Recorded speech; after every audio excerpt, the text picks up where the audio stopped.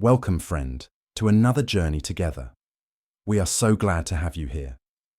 Tonight, we start a powerful journey designed to help you stop the endless stream of thoughts that often disturb deep rest. If you would like, feel free to share what time it is and where you are listening from. Through the timeless wisdom found in Buddhist stories and Zen teachings, you will find paths to deep understanding and clear thinking for deep calm and peace. I will guide you through a carefully chosen selection of these ancient stories. Each one is designed to show the hidden ways the mind works and unlock the secrets to a quiet mind and emotional freedom.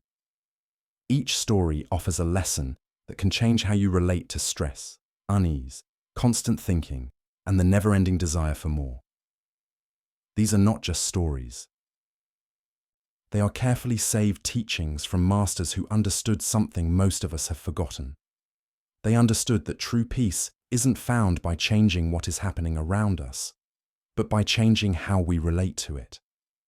As the ancient Zen saying teaches, when the mind is empty, there is peace.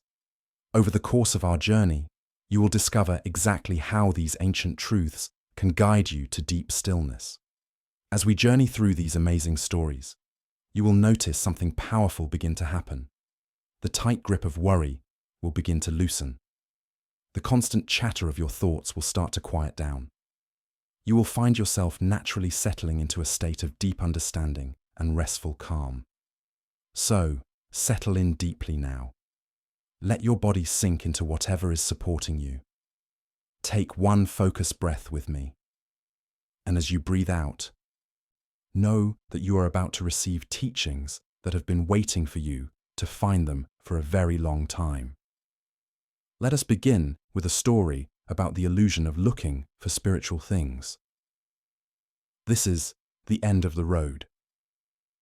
A monk had traveled for many years, crossing dangerous mountain passes and fast rivers to seek the wisdom of a great Zen master who lived in a faraway monastery. The journey was long and hard, filled with difficulties that tested his strength at every turn. His feet were blistered, his robes were worn thin, and his body ached from the constant travel. Yet through it all, he carried within his heart a burning desire for wisdom and the certainty that this famous master held the key to his spiritual happiness. When he finally arrived at the monastery gates, the monk was filled with a deep sense of success. He had overcome every obstacle, lived through every hardship, and now stood at the door of what he believed would be his final spiritual destination. His heart raced with excitement as he entered the master's simple room. The master sat quietly fixing a worn robe, his movements slow and careful. The monk approached with deep respect, bowed low, and spoke with the seriousness of one who had finished a huge quest.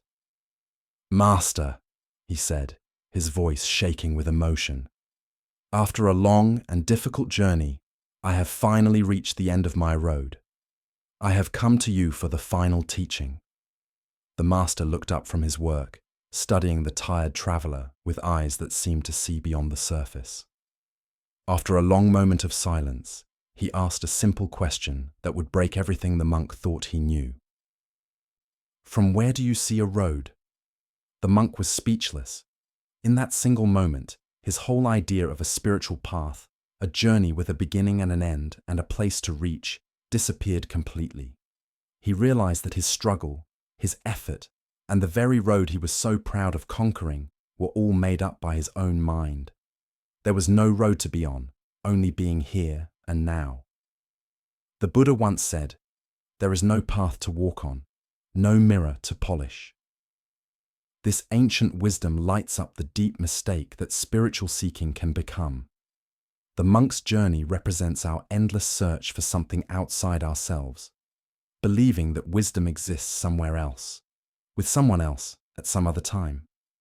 Why do we create these complicated spiritual roads in our minds? Zen Buddhism points to our basic misunderstanding of what we are actually looking for. We imagine wisdom as a place to be reached, rather than realizing it is our natural state to be uncovered. This creates what Zen calls seeking mind, the very activity that hides what we are looking for. Think about how often we approach our spiritual lives like the traveling monk. We gather teachings, go to classes, read countless books, and follow various practices, always believing that the next teacher, the next retreat, or the next technique will finally bring us spiritual happiness. Meanwhile, we miss the simple truth that what we seek has never been gone. This seeking mind works in every area of our lives. In relationships, we search for the perfect partner who will complete us. In careers, we chase the perfect job that will finally make us happy. In buying things, we believe the next purchase will satisfy our deepest wishes. Each of these represents a road we have built in our minds, a journey towards something we imagine we lack. Zen master Huang Po taught, "Your everyday mind, that is the way." The road we seek is not something to be traveled, but something to be recognized right where we are. Every moment of searching takes us further from what has always been here. Every step on our imaginary spiritual road leads us away from the simple awareness that needs no improvement. The master's question, "From where do you see a road?" points to the observer behind all our searching. Who is it that sees a path? Who experiences the journey? When we turn our attention to the one who seeks rather than what is being sought, we discover that the seeker and the thing being sought are not separate. The road exists only in the mind that imagines itself separate from its destination. This doesn't mean that spiritual practice is useless or that teachers serve no purpose. Rather, it points to the correct understanding of practice. True practice is not about getting somewhere, but about being where we are with complete focus. It is not about becoming wise, but about recognizing the wisdom that has never been hidden. Tonight, as you think about your own spiritual searching, can you notice the roads you have created in your mind? The stories about where you need to go, what you need to achieve, or who you need to become. As the Buddha taught, look within. You are the Buddha. The destination of every spiritual road is the realization that there was never anywhere to go. Our next story reveals the deep simplicity of being aware in the present moment. This is Gassan's stream. A young, serious student approached Master Gassan with urgency written across his face. His forehead was wrinkled with the intense concentration of someone struggling against an invisible enemy. For months, he had been dedicating himself to meditation with strong determination, yet his mind seemed to grow more chaotic rather than peaceful. "Master," he said, his voice tight with frustration, "I have been meditating for months now. I tried desperately to empty my mind, to stop the endless stream of thoughts, but they only seem to grow louder and stronger. What is the true path to wisdom? How can I find the peace that seems to escape me?" Gassan, who was tending to his small garden with slow movements, did not look up from his work. The master's hands moved gently through the soil, pulling weeds with the same care he might show a delicate flower. The silence stretched between them, filled only by the sounds of nature surrounding the monastery. After what felt like forever to the anxious student, Gassan asked softly, "Do you hear the sound of the nearby stream?" The student paused, his attention shifting from his internal struggle to the world beyond his racing thoughts. He listened carefully and gradually became aware of the gentle sound of water flowing over rocks somewhere in the distance. "Yes, master," he replied, wondering where this simple question might lead. "I can hear it." Gassan stood up slowly, looked directly into the student's eyes with a gaze both gentle and sharp, and said simply, "Enter there." The student stood frozen as the instruction echoed in his mind. In that moment, he realized his basic mistake. He had been fighting his thoughts like an enemy to be defeated, when the path was not through struggle, but through simply entering the stream of awareness right now. Buddha's wisdom reminds us, do not believe in anything simply because you have heard it. But when you observe and analyze for yourself, and you find that it agrees with reason and is helpful to the good and benefit of one, then accept it and live up to it. The heart of this lesson lies in the difference between forcing and allowing, between fighting our experience and entering it fully. Why do we struggle so hard with meditation and mindfulness? This ancient wisdom lights up several patterns that create unnecessary suffering in our spiritual practice. We approach meditation like a war to be won, rather than a river to enter. We believe that spiritual progress means getting rid of thoughts rather than changing our relationship to them. Our culture teaches us to solve problems through effort and control. When we bring this same attitude to meditation, we create what Zen calls meditation sickness, the exhausting attempt to control our inner experience. We sit down to meditate with a plan to achieve certain states, to stop certain thoughts, or to feel a particular way. This plan itself becomes the obstacle. Think about how this pattern shows up in daily life. When we are stressed at work, we often try to force ourselves to relax. When we are anxious about a situation, we struggle to stop worrying. When we are sad, we resist the feeling and try to think our way to happiness. Each of these approaches is like trying to swim upstream against the natural flow of our experience. Gassan's instruction to enter there points to a completely different approach. The stream represents the natural flow of awareness in the present moment that is always available. Instead of fighting the current of our thoughts and emotions, we learn to step into the flow of what is actually happening right now. Zen teacher Jon Kabat-Zinn explains, mindfulness is about being fully awake in our lives. It is about seeing the beautiful clearness of each moment. This clearness is the stream Gassan speaks of. It includes our thoughts, but it is much larger than them. It includes the sounds around us, the feelings in our body, the quality of light, the feeling of air on our skin. When we enter the stream of awareness in the present moment, we discover that thoughts are just one part of a much richer experience. They rise and pass away like clouds in the sky, but they no longer define our entire reality. We learn to rest in the wide awareness that watches thoughts rather than getting caught up in what they say. This shift from fighting to entering requires what Zen calls don't know mind, the willingness to stop trying to control our experience and instead become curious about it. What does this anxiety actually feel like in the body? What happens to anger when we stop resisting it and simply watch its energy? How do thoughts change when we neither push them down nor believe them completely? The stream of present moment awareness is always flowing, always available regardless of our circumstances. In traffic, we can enter the stream by noticing the feeling of breathing instead of only focusing on our frustration.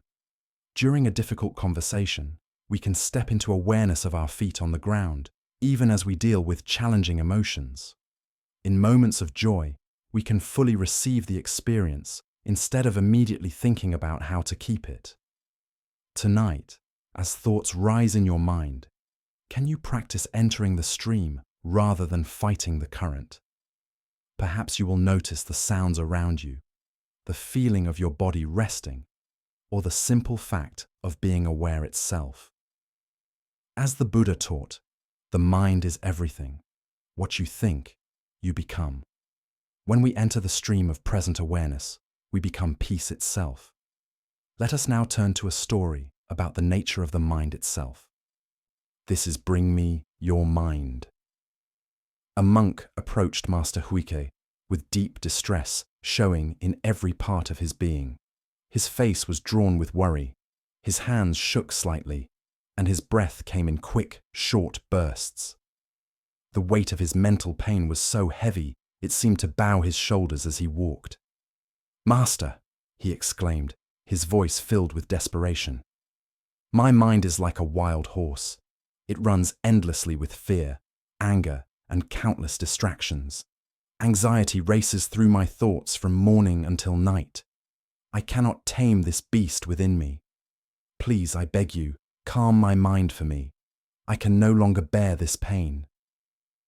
Master Huike looked at the troubled monk with eyes that held both kindness and understanding. He had seen this same suffering in countless students who came seeking relief from their mental chaos. After a moment of thinking, He nodded slowly. Very well, Huik said with gentle authority. I will help you, but first you must do something for me. Go and find this mind of yours that causes you so much trouble. Bring it here to me, and I will calm it for you. The monk bowed gratefully and returned to his room with renewed hope. Finally, he had found a master who would solve his problem. He sat down on his meditation cushion with great determination and began to search for his mind.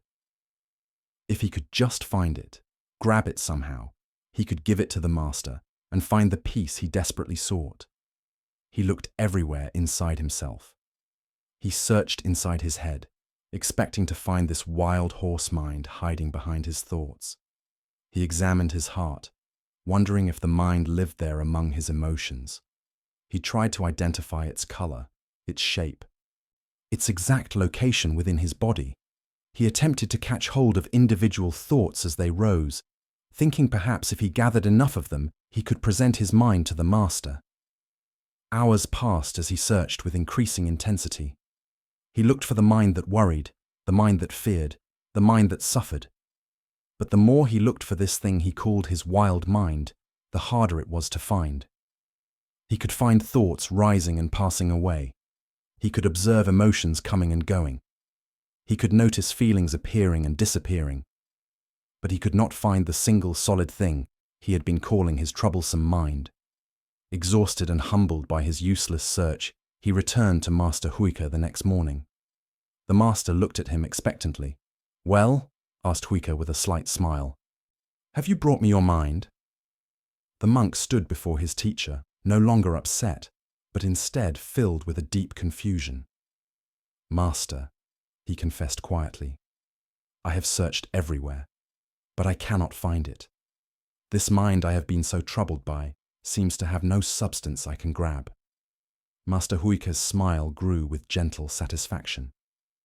There, he said softly, it is calmed. As the Buddha observed, all created things do not last forever. Work out your freedom with hard work.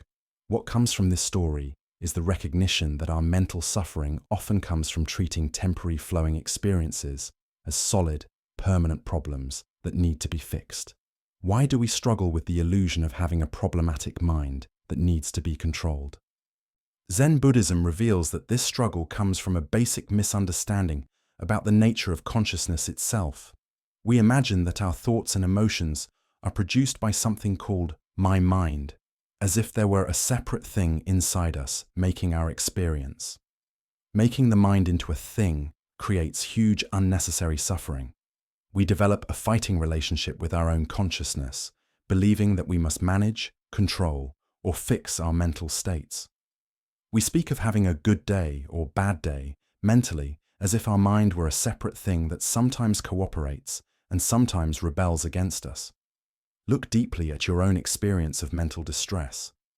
When anxiety rises, notice how quickly we begin to think about my anxiety as if it were a solid thing we possess. When sadness appears, we identify with it completely, saying, I am depressed, rather than sadness is present. This small change in language reflects a deep shift in our relationship to experience. Zen practice reveals that what we call mind is actually a flowing process rather than a thing.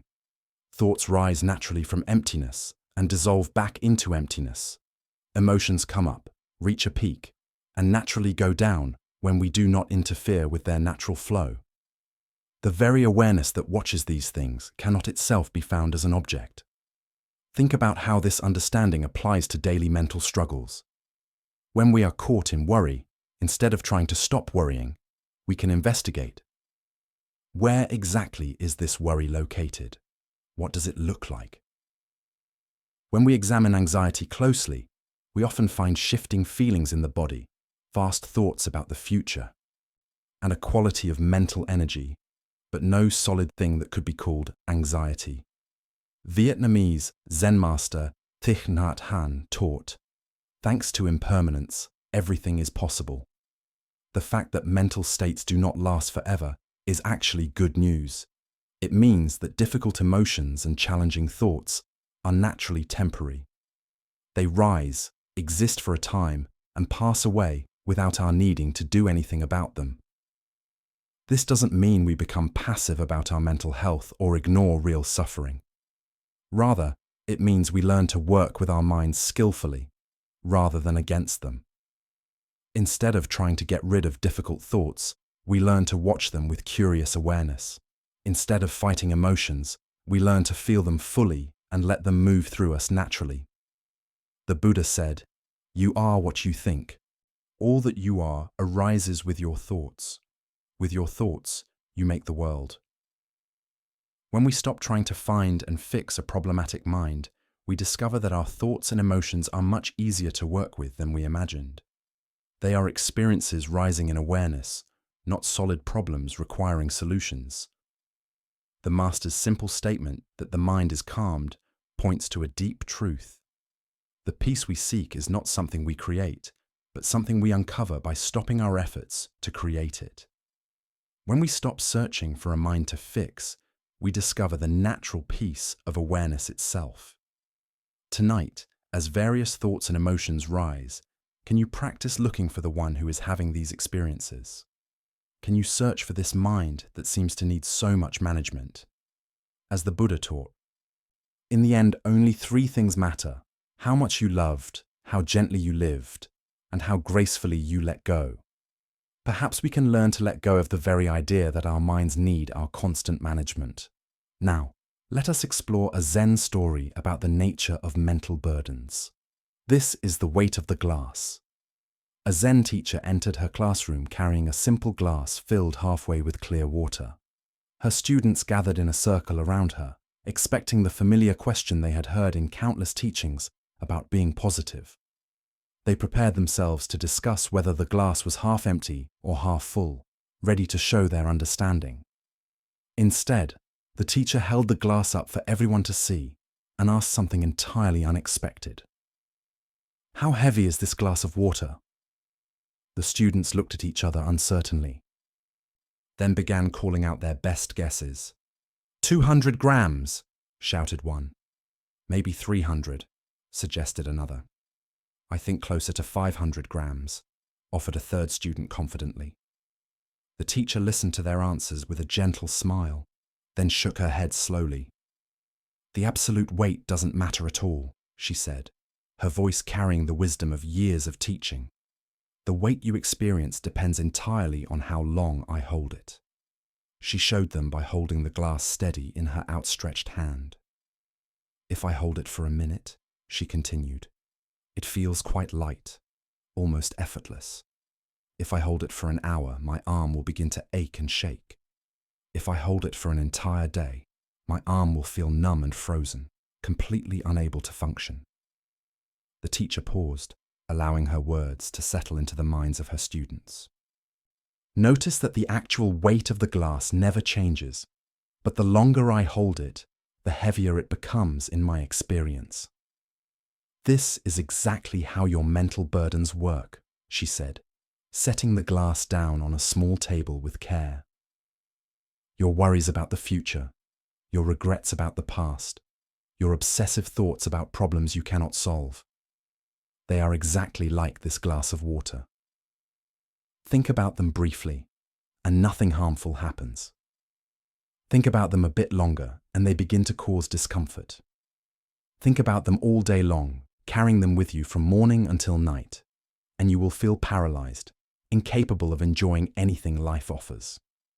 The teacher looked around the circle at her students' faces, seeing recognition dawning in their eyes. "The solution is simple," she concluded. "Remember to put the glass down." The Buddha taught, holding on to anger is like grasping a hot coal with the intent of throwing it at someone else. You are the one who gets burned. This story shows the deep truth that our suffering often comes not from our problems themselves, but from our inability to set them down when they serve no useful purpose. Why do we carry mental burdens far longer than necessary? This ancient wisdom lights up several patterns that keep us trapped in unnecessary suffering. We have been taught to believe that constant worry shows care and responsibility. We imagine that if we stop thinking about a problem, we are being careless or irresponsible. This creates a cycle where we feel obligated to carry mental burdens even when they serve no helpful purpose.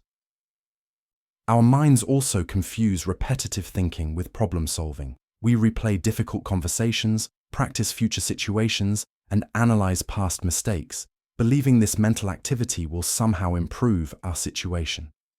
In reality, most of this mental carrying is just mental carrying. It doesn't change anything except our own well-being. Think about how this plays out in your daily life. You have a difficult conversation with a coworker on Monday morning. If you think about it briefly, process what happened, and consider how to handle similar situations in the future, the mental burden remains light and useful. But if you carry that conversation with you all week, replaying it during your commute, during lunch, before sleep, the weight becomes unbearable. Similarly, concern about an upcoming doctor's appointment serves a purpose when it motivates you to prepare questions or arrange your schedule. But when that same concern becomes a constant companion, following you through every moment of the day, it transforms from helpful preparation into harmful obsession. Zen Buddhism distinguishes between what it calls thinking and being thought by our thoughts.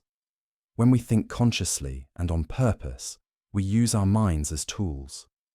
When we are being thought by our thoughts, our minds use us, dragging us into endless cycles of overthinking and worry.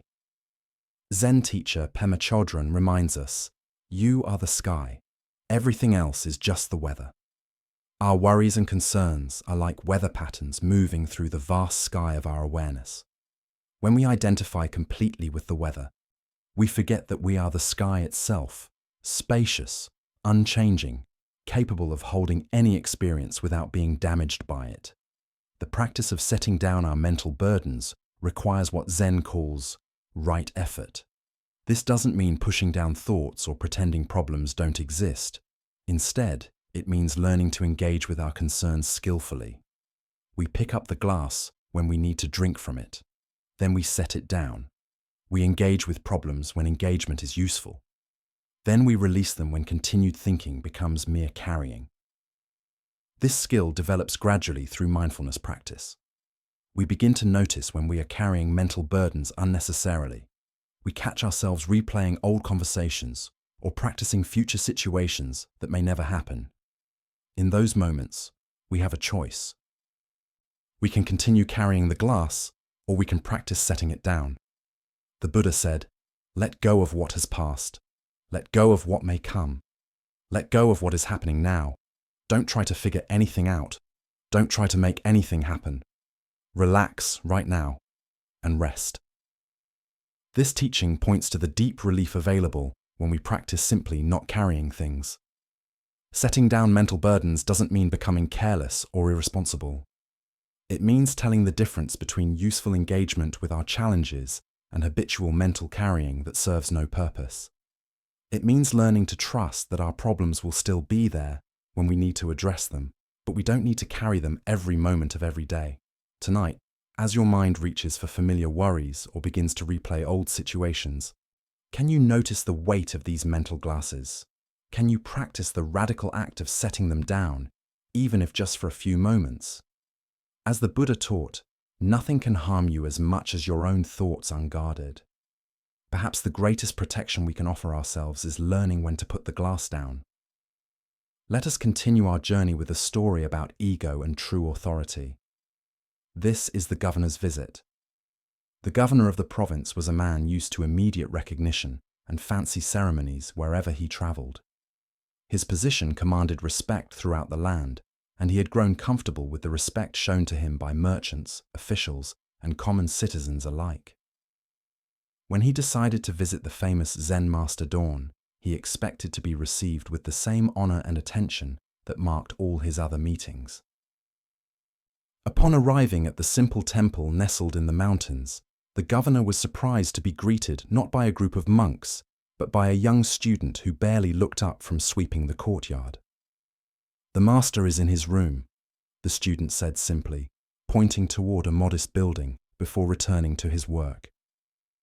The governor's face turned red with annoyance at this casual treatment, but he composed himself and walked toward the master's dwelling.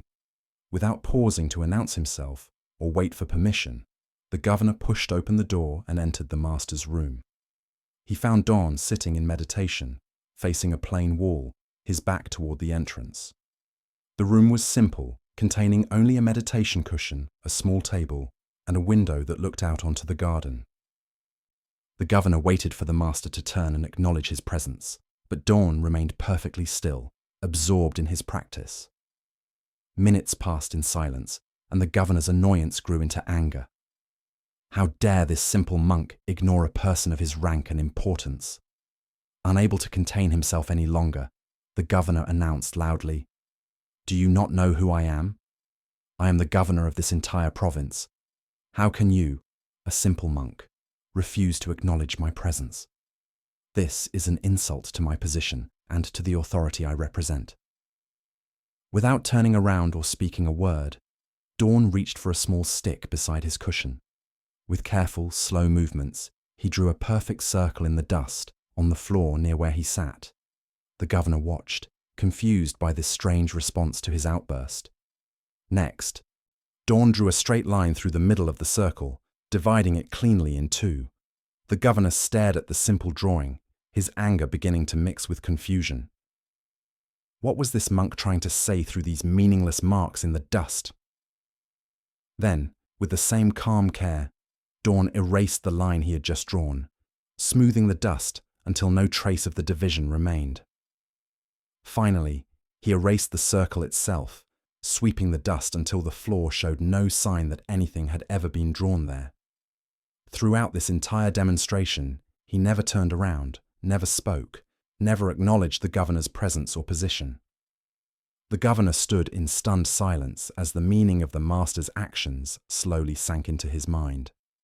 His anger dissolved into confusion, then gradually transformed into a glimmer of deep understanding. The circle represented wholeness, unity, the undivided nature of existence. The line showed how we create artificial divisions, separations between self and other, important and unimportant, governor and monk. And the erasing revealed the temporary nature of all these constructions. Quietly, with a humility he had not felt in years, the governor bowed deeply to the still-seated master and left the room. Dawn had shown him that titles, ego, and social position are merely temporary marks in the dust of existence. To cling to them as real and permanent is to cling to nothing at all. Ancient Buddhist wisdom tells us form is emptiness, emptiness is form. The deeper teaching here shows us how completely we can become identified with temporary roles and positions, forgetting the essential nature that exists beyond all labels and titles. Why do we cling so desperately to our identities and the recognition they seem to demand? This struggle often arises from what Zen calls ego grasping, the deep-seated belief that we are the roles we play, rather than the awareness that watches all roles. We become so identified with our job titles, social positions, accomplishments, and relationships that we forget these are simply temporary clothing for our true being. Think about how this pattern shows up in your own life. Notice how differently you feel when someone acknowledges your skill versus when they ignore or dismiss you. Observe the internal reactions when your opinion is valued versus when it is overlooked. These responses reveal how much of our sense of self depends on external validation and recognition. The governor's demand for acknowledgement represents our constant need to have our identity confirmed by others. We present our credentials, our achievements, our importance, expecting others to mirror back our self-concept. When this doesn't happen, we experience it as a threat to our very existence, rather than simply a failure of others to play along with our self-created story. Zen practice reveals that what we take to be our solid, important self is actually a collection of ever-changing thoughts, emotions, sensations, and social roles. Like the circle and line drawn in dust, these aspects of identity are real in the moment but have no permanent substance. They rise, exist for a time, and naturally dissolve when we stop reinforcing them. This doesn't mean we should neglect our responsibilities or pretend that social roles don't matter in practical terms. A surgeon needs to know surgery. A A parent needs to care for their children. A teacher needs to share knowledge. But we can fulfill these roles without becoming trapped by them, without needing constant confirmation that we are important, special, or worthy of recognition. Vietnamese Zen master Thich Nhat Hanh taught, "Thanks to impermanence, everything is possible." The temporary nature of all identities is actually liberating news. It means we are not trapped by our past mistakes, current limitations, or social positions.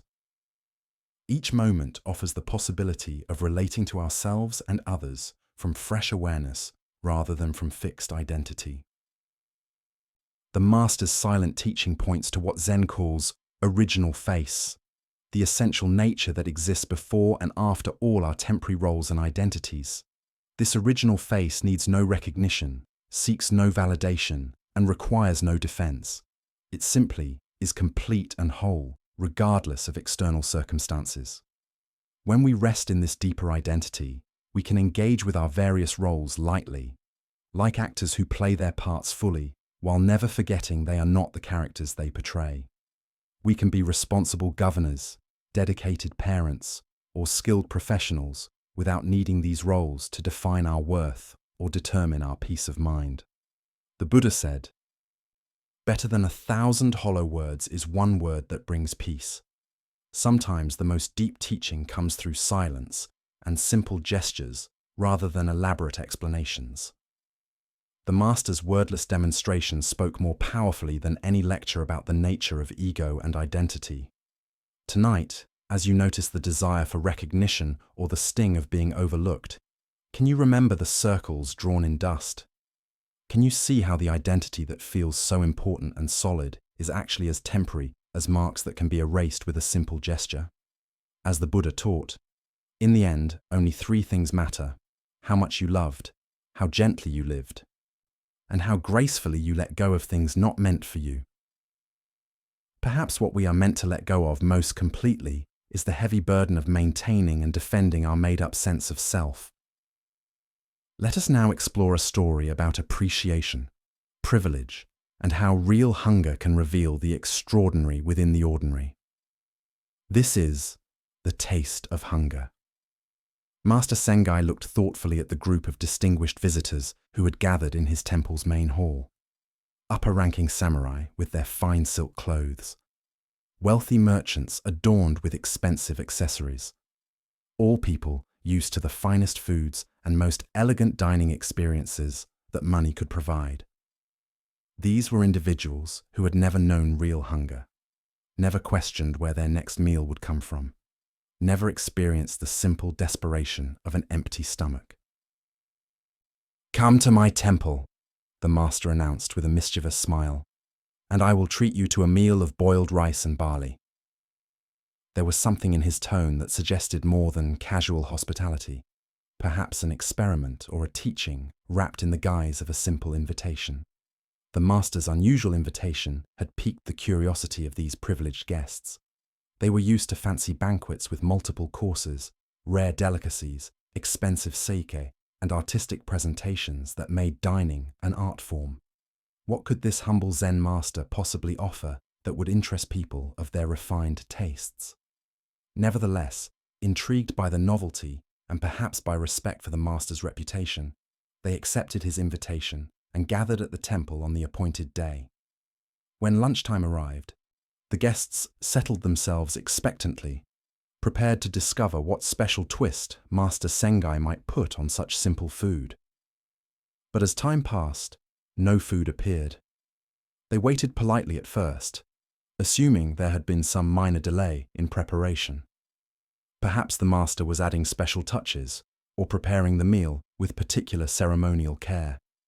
Hours went by. The guests began peering discreetly toward the kitchen, hoping to see some sign that their promised meal was being prepared. Their stomachs started to rumble, quietly, then more loudly. By mid-afternoon, their initial curiosity had transformed into genuine hunger, then into the kind of wild emptiness they had never experienced in their comfortable lives. Master Sengai sat by the fireside through this entire time. appearing completely unaware that his guests were growing progressively weaker from hunger. He seemed absorbed in quiet thought, occasionally tending the fire or sipping tea, showing no sign of remembering his promised hospitality or noticing his guests' increasing discomfort. Some 3 hours after the normal lunchtime, when the wealthy visitors were rubbing their empty stomachs and feeling dizzy from lack of food, individual lunch trays were finally brought in and placed before each of the diners. The guests eagerly examined their long-awaited meal, expecting that the long delay had resulted in something special that would justify their wait. Instead, they discovered that each tray contained nothing more than plain boiled barley and rice, accompanied by 4 wrinkled pieces of pickled radish. There were no fancy preparations, no artistic arrangements, no expensive ingredients, just the most basic peasant food, the kind of simple food that poor people might eat every day. One of the guests, perhaps hoping for additional courses, or at least some soup to go with this simple meal, asked hopefully, "Your Reverence, aren't we going to have cold broth with this meal?" Master Sengai's reply was matter-of-fact and final. The invitation was for boiled barley and rice. There was no invitation for cold broth. Yet something remarkable had happened during their hours of waiting. In the extreme feeling of their genuine hunger, these sophisticated diners discovered that the plain boiled barley and rice tasted absolutely delicious. The simple flavors seemed more complex and satisfying than the finest delicacies they had ever eaten. Every grain had flavor. Every bite brought genuine pleasure, and the humble meal became a feast of appreciation. After everyone had eaten with obvious enjoyment and satisfaction, Master Sengai turned to his guests and quietly offered his teaching. When your stomach is empty, even boiled barley and rice tastes delicious. Buddha spoke of this when he said, "Health is the greatest gift, contentment the greatest wealth, faithfulness the best relationship." Here we discover a teaching about how true appreciation arises not from having a lot, but from understanding the true nature of our needs and the conditions that allow us to recognize life's basic gifts. This story unveils something deep about the relationship between not having enough and appreciation. The wealthy guests had spent their lives surrounded by luxury, eating elaborate meals without truly tasting them, because having so much had numbed their ability for real gratitude. Only when they experienced real hunger could they recognize the extraordinary pleasure available in ordinary food. Why does having abundance so often lead to less appreciation rather than more gratitude? This puzzle reveals how our capacity for enjoyment becomes dull when we have constant access to pleasures, without any contrast or effort required to get them. We take for granted what we never lack, missing the inherent wonder in life's basic gifts because they are always available. The master's decision to make his guests wait wasn't cruelty, but compassion, a way of temporarily removing the comfortable assumptions that prevented them from experiencing direct appreciation.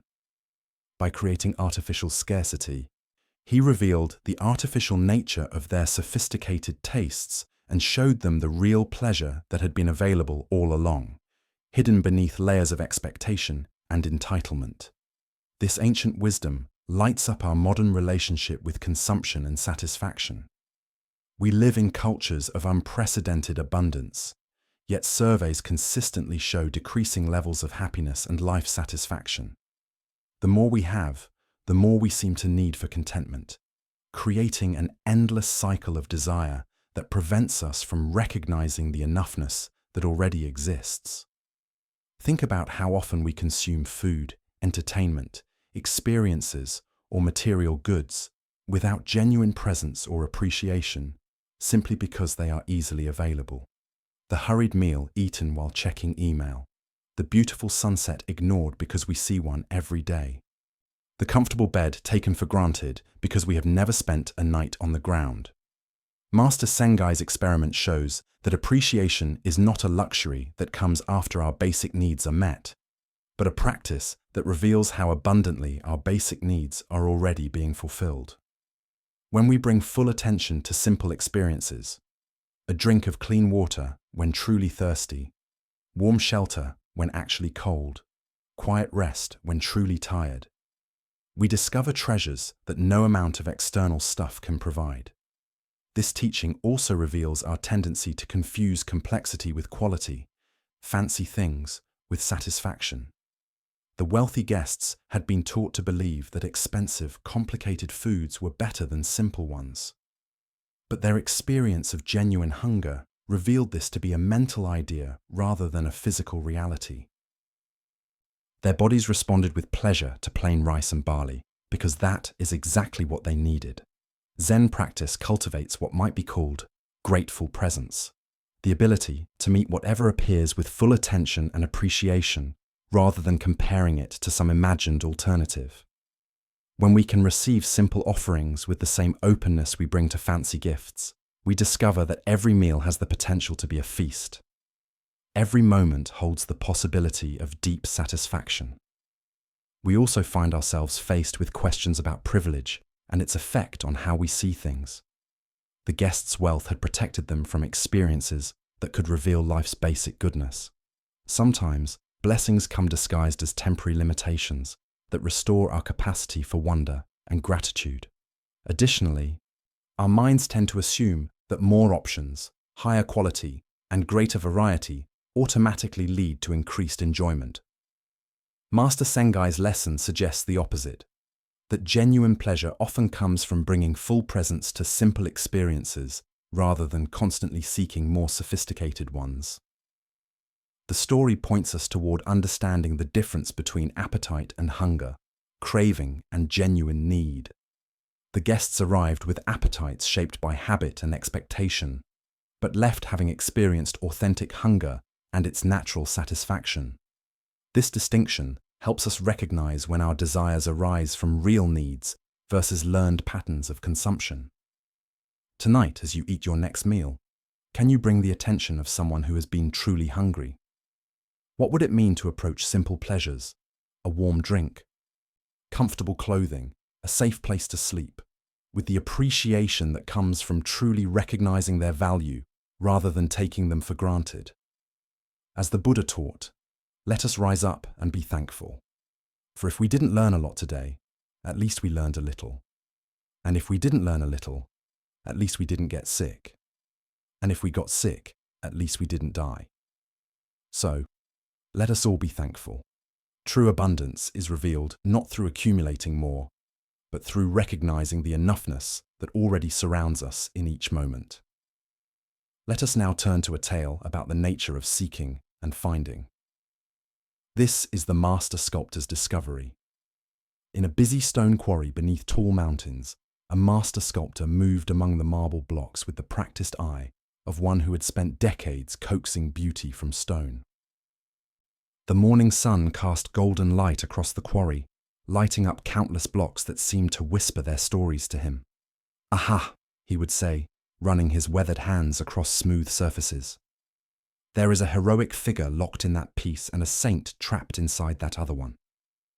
His reputation had grown precisely because of this gift, his ability to sense what he called the suchness of every stone, to see beyond raw material to its true nature waiting to be released. But on this morning, the sculptor's heart carried a different weight. For over 40 years, he had been searching for something special, the perfect block from which he could create his masterwork, a glorious statue of the Buddha. His energies were fading now, and still this elusive Buddha block remained hidden from him. He had traveled to great quarries around the world, consulted experts, hired specialists to scour remote areas. Yet nowhere could he find that one perfect slab that would allow him to release the most perfect likeness of Buddha. Feeling the weight of his lifelong quest, the sculptor sought comfort from a local Zen priest who headed a small temple at the end of his street. The temple was modest with a peaceful courtyard, where a stone well sat, surrounded by carefully tended moss. "Master," the sculptor said, bowing deeply, "I have searched for 40 years for the perfect stone from which to carve the Buddha. My life's work remains incomplete." The priest listened with kind eyes, then smiled gently. "No problem," he said with such simplicity that the sculptor felt both confused and hopeful. Do you mean you can tell me where I might find the perfect material from which I can release the Buddha of my dreams? The sculptor asked, excitement rising in his voice. Of course. Where? The priest raised his hand and pointed across the courtyard. Over there, he said, indicating the stone well. The excited sculptor hurried to the well and peered down into the still, dark water. There, looking back at him with the same questioning eyes, the same lined face marked by years of searching, was his own reflection. Buddha's wisdom reminds us, if you cannot find the truth right where you are, where else do you expect to find it? The deeper teaching here shows us that what we seek most desperately often lies not in some distant place or perfect circumstance, but in the very ground of our own being. Why do we exhaust ourselves searching everywhere except within? Zen Buddhism reveals that we become so focused on the object of our search that we forget to examine the searcher. The sculptor had examined thousands of stones, traveled countless miles, yet never considered that the very consciousness doing the seeking was itself the perfect material for awakening. Think about how often throughout your day you postpone contentment, waiting for better circumstances. I'll be happy when I get the promotion, find the right partner, when conditions are finally perfect. This is seeking the Buddha block everywhere except in the reflection, looking back at us right now. Zen master Huangpo taught, your everyday mind, that is the way. The sculptor's profound realization wasn't that he needed to become something different, but that he needed to recognize what he already was. The perfect material for expressing Buddha nature isn't found in external circumstances, but in the awareness that recognizes, seeks, and creates. The well represents the still point within consciousness, where seeking ends and finding begins. When we stop looking outward and peer into the depths of our own awareness, we discover that the one who seeks and the sought are the same. In Zen practice, we speak of original face, the essential nature that exists before conditioning. This original face isn't hidden in some special place. It is looking back at us from every mirror, every moment of genuine presence. Tonight, as you encounter the reflection of your own seeking mind, can you recognize the Buddha nature that has been with you all along? Perhaps it appears in your capacity for wonder, your longing for truth, or simply in the awareness that notices these very words. As the Buddha taught, look within, you are the Buddha. The masterwork you have been seeking isn't waiting for perfect materials. It is waiting for the recognition that the artist, the art, and the awareness that appreciates beauty are all expressions of the same essential nature. Let us now turn to a story about the deceptive nature of appearances and the masks we wear in seeking acceptance. This is the tale of the hungry abbot and the generous robe.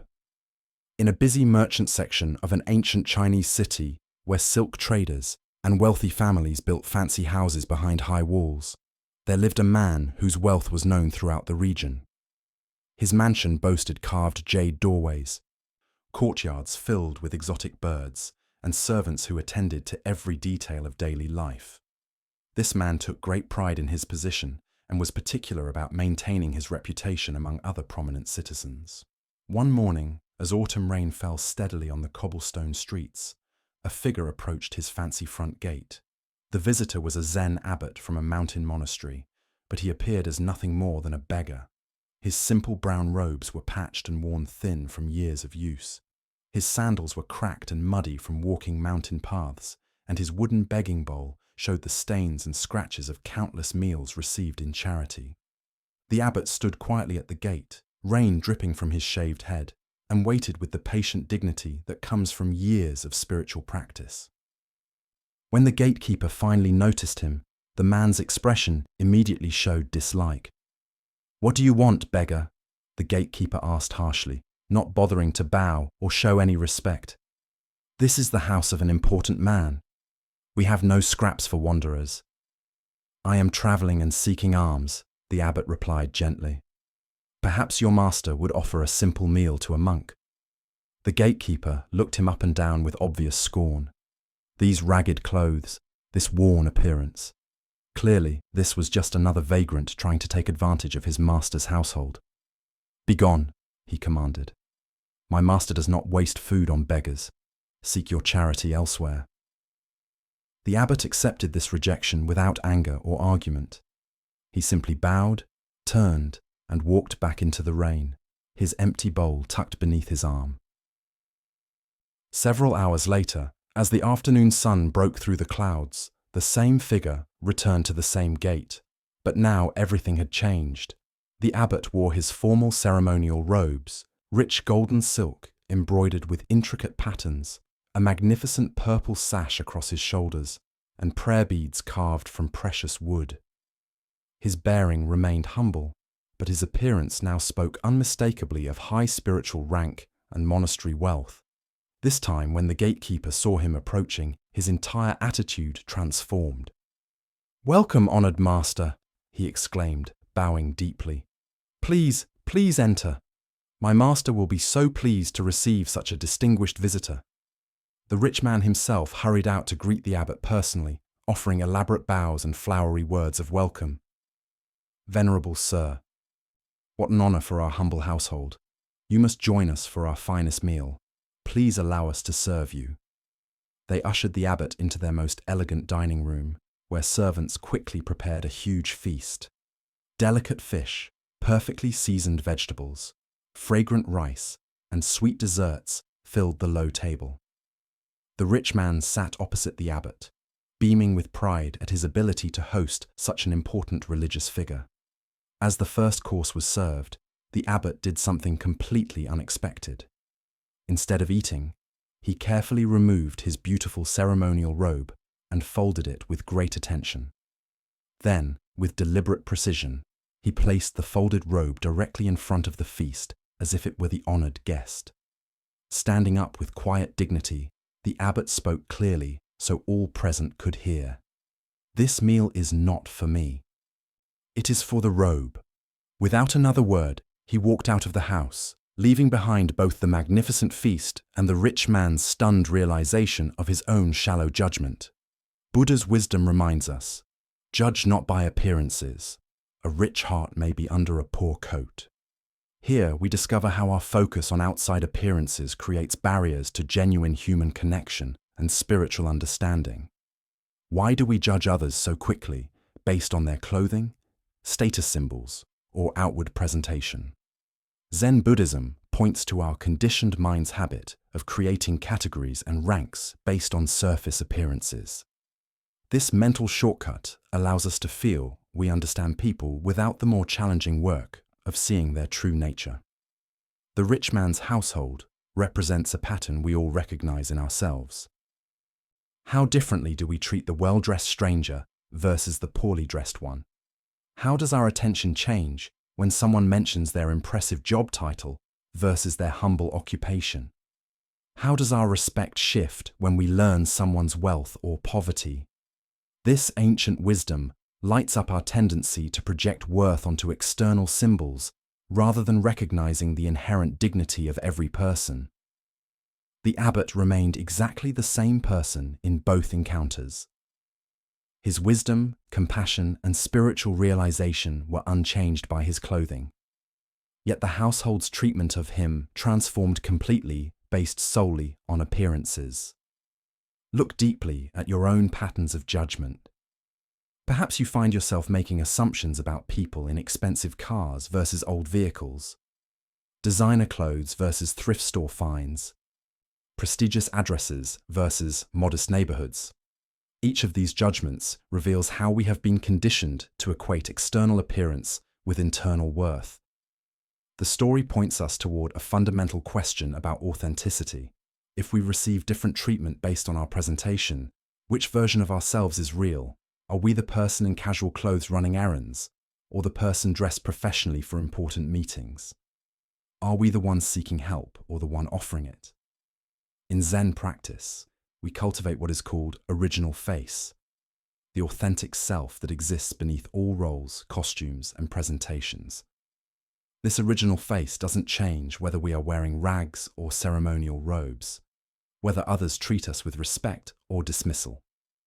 Zen master Bankei taught, Your original face is not born and does not die.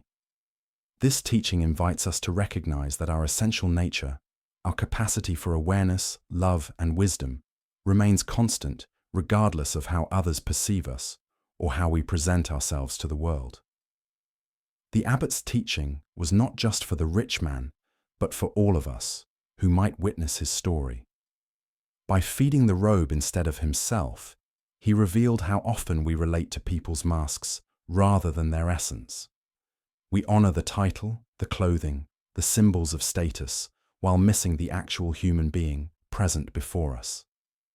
Think about how this insight might transform your daily interactions.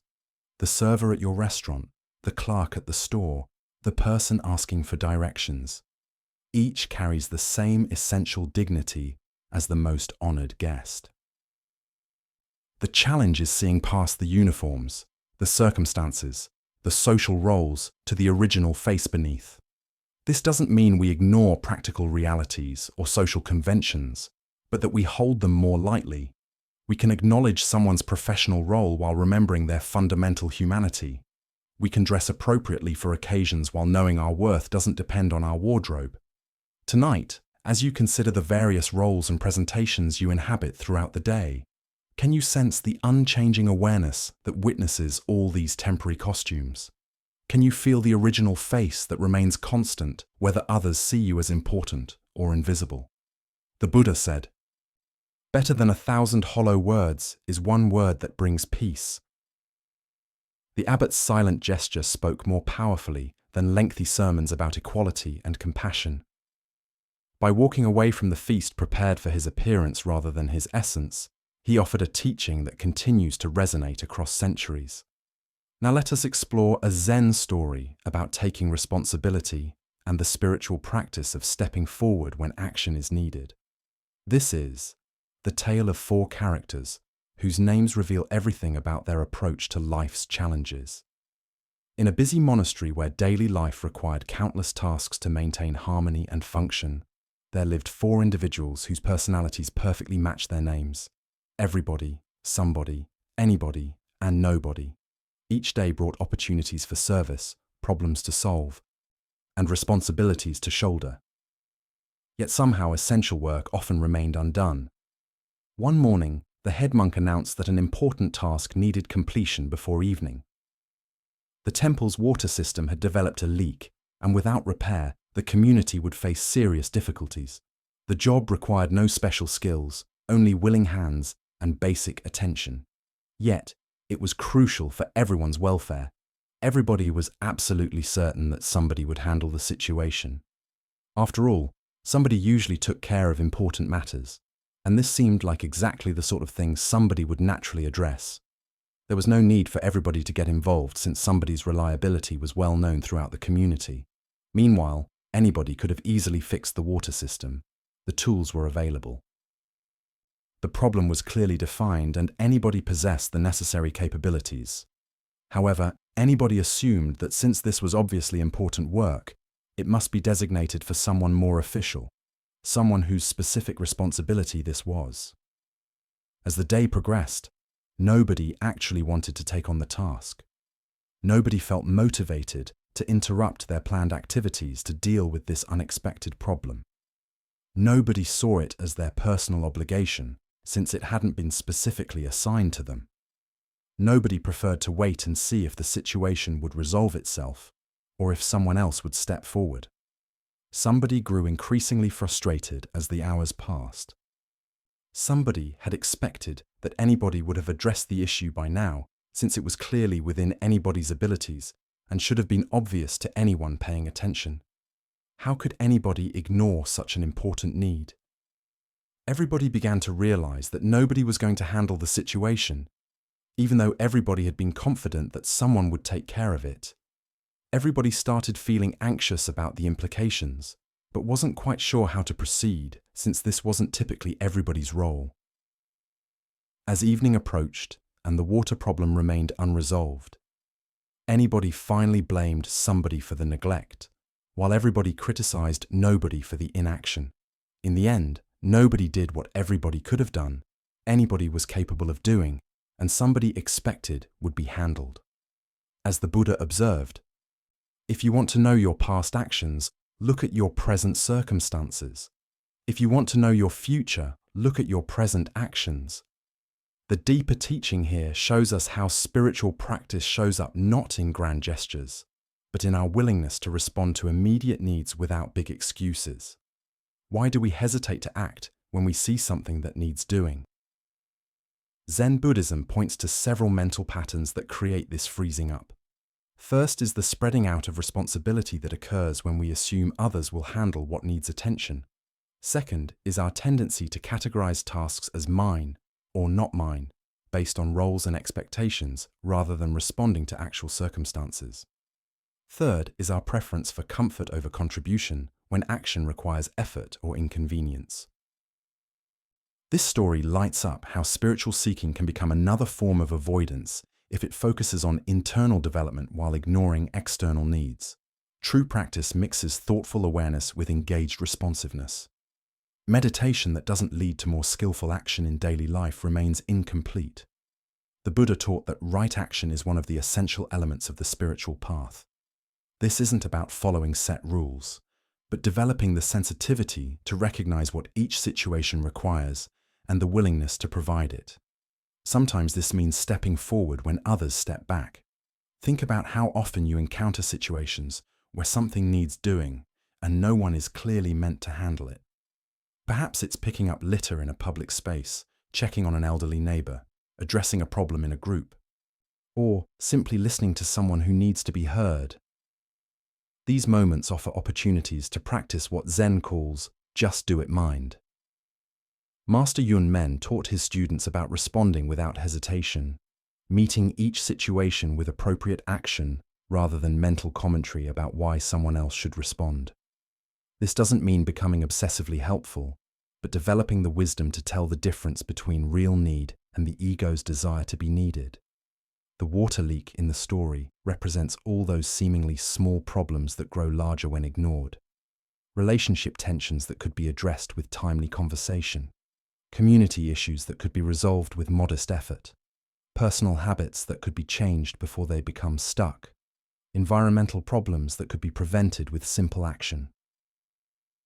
Buddhist teacher Thich Nhat Hanh spoke of engaged Buddhism, the recognition that spiritual development and social responsibility are inseparable. When we truly understand interconnectedness, responding to others' needs feels as natural as caring for our own welfare, because the boundary between self and other becomes thin. The greatest barrier to effective action is often the story our minds create about why we are not the right person for the job. We are too busy, too important, too inexperienced, or too something else to address what is right in front of us. These internal negotiations consume more energy than simply responding would require. Zen practice cultivates what Korean master Seung San called don't know mind, a willingness to act without needing to understand all implications or have permission from some authority. When something needs doing and you can do it, the spiritual response is often simply to begin. Tonight, as you reflect on situations in your life where action is needed, can you notice the difference between real judgment and fancy avoidance? Perhaps you will discover that the most deep spiritual practice sometimes looks like nothing more mysterious than seeing what needs doing and doing it without requiring someone else to take responsibility first. As the Buddha taught, better than 1,000 hollow words is one word that brings peace. Sometimes the most peaceful word is the one that says simply, "I'll handle it." As we continue our journey through the wisdom of Zen Buddhism, let us explore a story about the most fundamental truth that surrounds us, yet remains invisible. This is the tale of the fish and the ocean. In the vast depths of the Pacific, where sunlight filtered down through layers of blue and green and coral gardens, swayed in gentle currents, a young fish swam restlessly through familiar waters. Despite being surrounded by the wonder of ocean life, schools of silverfish moving like liquid metal, sea anemones dancing in the current, and the rhythmic pulse of waves far above, the young fish felt troubled by a persistent question. One day, approaching an ancient sea turtle, whose shell bore the scars and wisdom of countless journeys. The young fish asked earnestly, "Elder, I keep hearing other sea creatures talk about something they call the ocean. They speak of it with such reverence as if it's the most important thing in existence. But I've searched everywhere and I cannot find this ocean anywhere." What exactly is this mysterious thing everyone talks about? The old turtle's eyes, deep and patient like tidal pools, regarded the young fish with gentle amusement. "Little one," the turtle replied in a voice worn smooth by decades of storms and calms, "the ocean is this very thing that surrounds you on all sides at every moment." The young fish looked around frantically, darting left and right, swimming up toward the distant surface and down toward the sandy bottom. "But I don't see anything surrounding me. There's nothing here but water and fish and plants and rocks. Where is this ocean you speak of? Why can't I see it?" The turtle settled more comfortably on a bed of soft kelp, understanding that this was a teaching moment that required patience. "Of course you cannot see it, young friend," the turtle explained. "The ocean is both inside and outside of you. You were born in the ocean. You breathe the ocean. You are nourished by the ocean. And one day you will return to the ocean.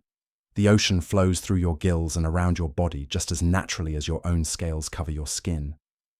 It is so much a part of you that it has become invisible." The young fish paused, beginning to sense something vast and fundamental that had been present all along, but remained unnamed. "You mean, this water I swim through is the ocean?" "Yes," the turtle confirmed.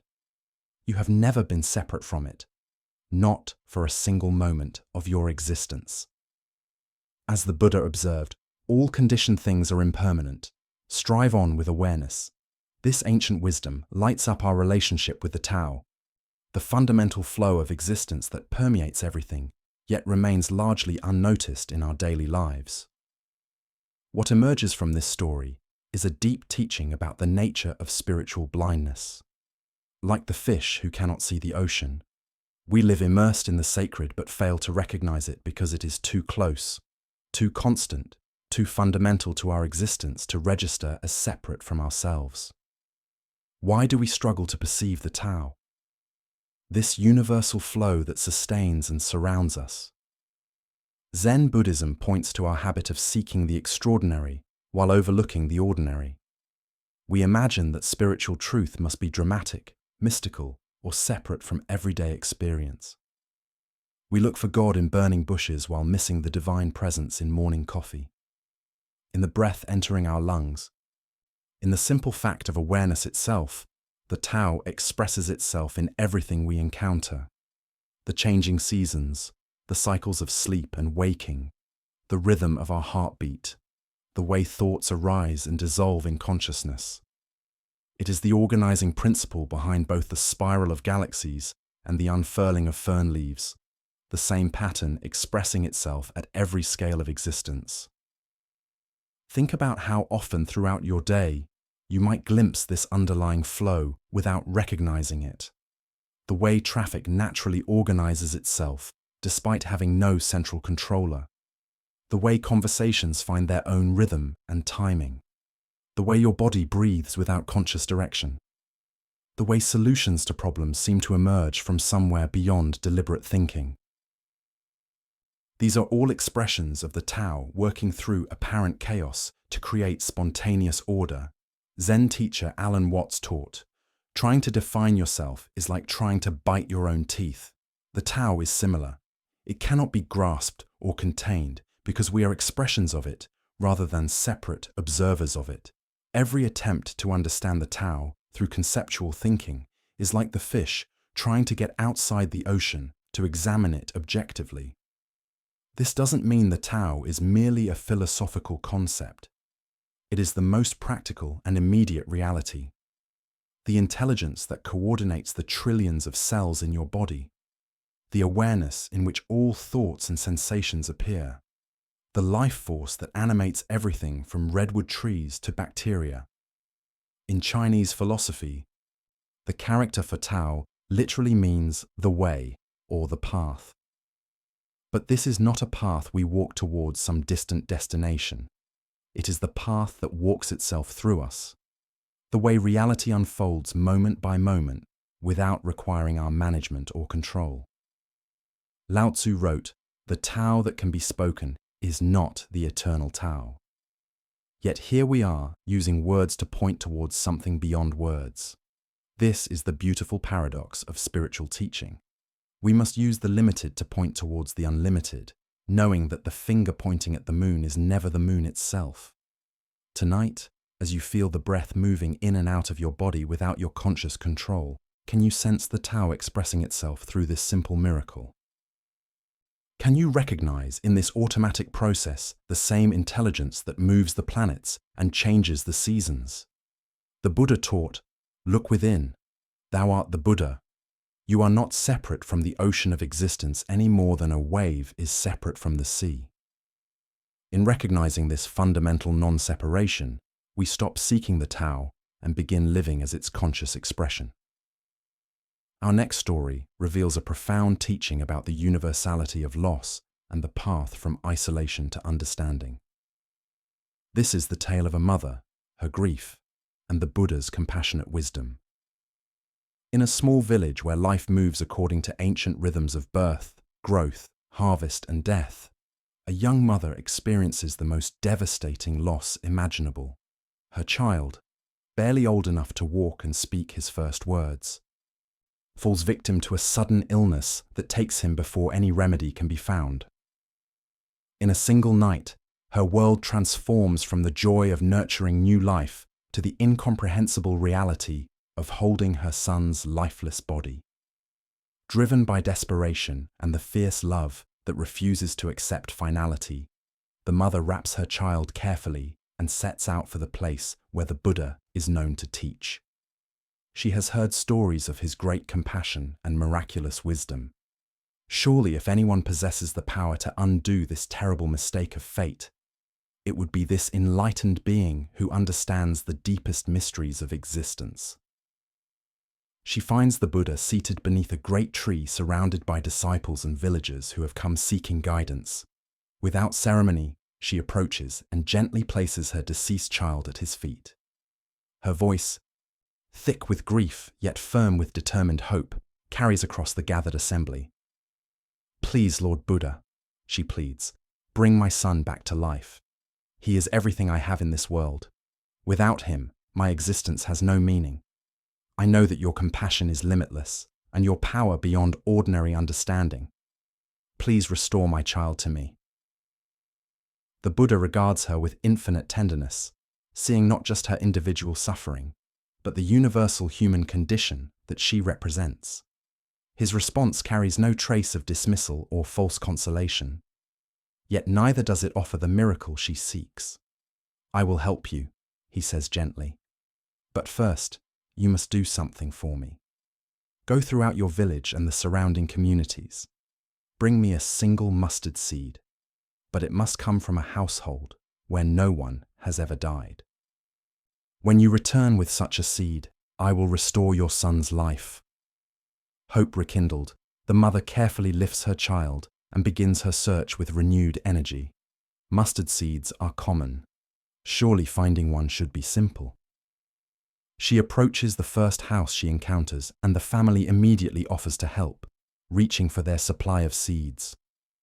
"Wait," she stops them, remembering the Buddha's condition. "Has anyone in your household ever died?" The family exchanges glances filled with their own memories of loss. "Oh yes," they reply softly. "We lost our grandmother just 2 years ago, and before that my brother died in an accident." Their faces show understanding as they realize why she asks, and they cannot provide what she seeks. House after house yields the same pattern. Each family gladly offers mustard seeds. But when she explains the requirement, each must acknowledge their own encounters with death. Parents speak of children lost to disease. Children remember grandparents who have passed. Some households carry recent grief, others older losses, but none have been untouched by mortality's reality. As the day progresses and her search expands to neighboring villages, the mother begins to see her situation from an expanding perspective. In every home, she finds not just willingness to help, but recognition of shared experience. Other mothers have held lifeless children. Other families have struggled with incomprehensible loss. Her agony, while intensely personal, is also universally human. By evening, she has not found a single household that death has never visited. But more importantly, she has found something else. The recognition that suffering, while painful, connects us to the fundamental condition of all living beings, rather than separating us from them. She returns to the Buddha, no longer carrying desperate demands for miraculous intervention, but seeking a different kind of help. Her son's body rests peacefully in her arms, but her relationship to his death has transformed. She bows deeply and says, "Lord Buddha, I understand now. Please teach me about the nature of life and death. Help me find a way to honor my love for my son while learning to live with this loss." Ancient Buddhist wisdom tells us, of all footprints, that of the elephant is supreme. Similarly, of all meditative themes, that on death is supreme. The deeper teaching here shows us that acknowledging the universality of loss can transform isolation into connection and despair into wisdom. Why do we feel so alone when confronted with death and loss? When these experiences are among the most universal aspects of human existence. Buddhist psychology reveals that suffering often compounds itself by creating the illusion that our pain is uniquely unbearable, that others couldn't possibly understand our particular anguish, that we've been singled out for especially cruel treatment by fate. This sense of isolation intensifies grief by cutting us off from the very connections that could provide healing.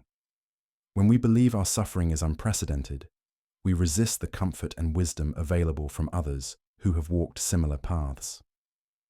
We push away exactly what we most need, the recognition that love and loss are inseparable throughout human experience.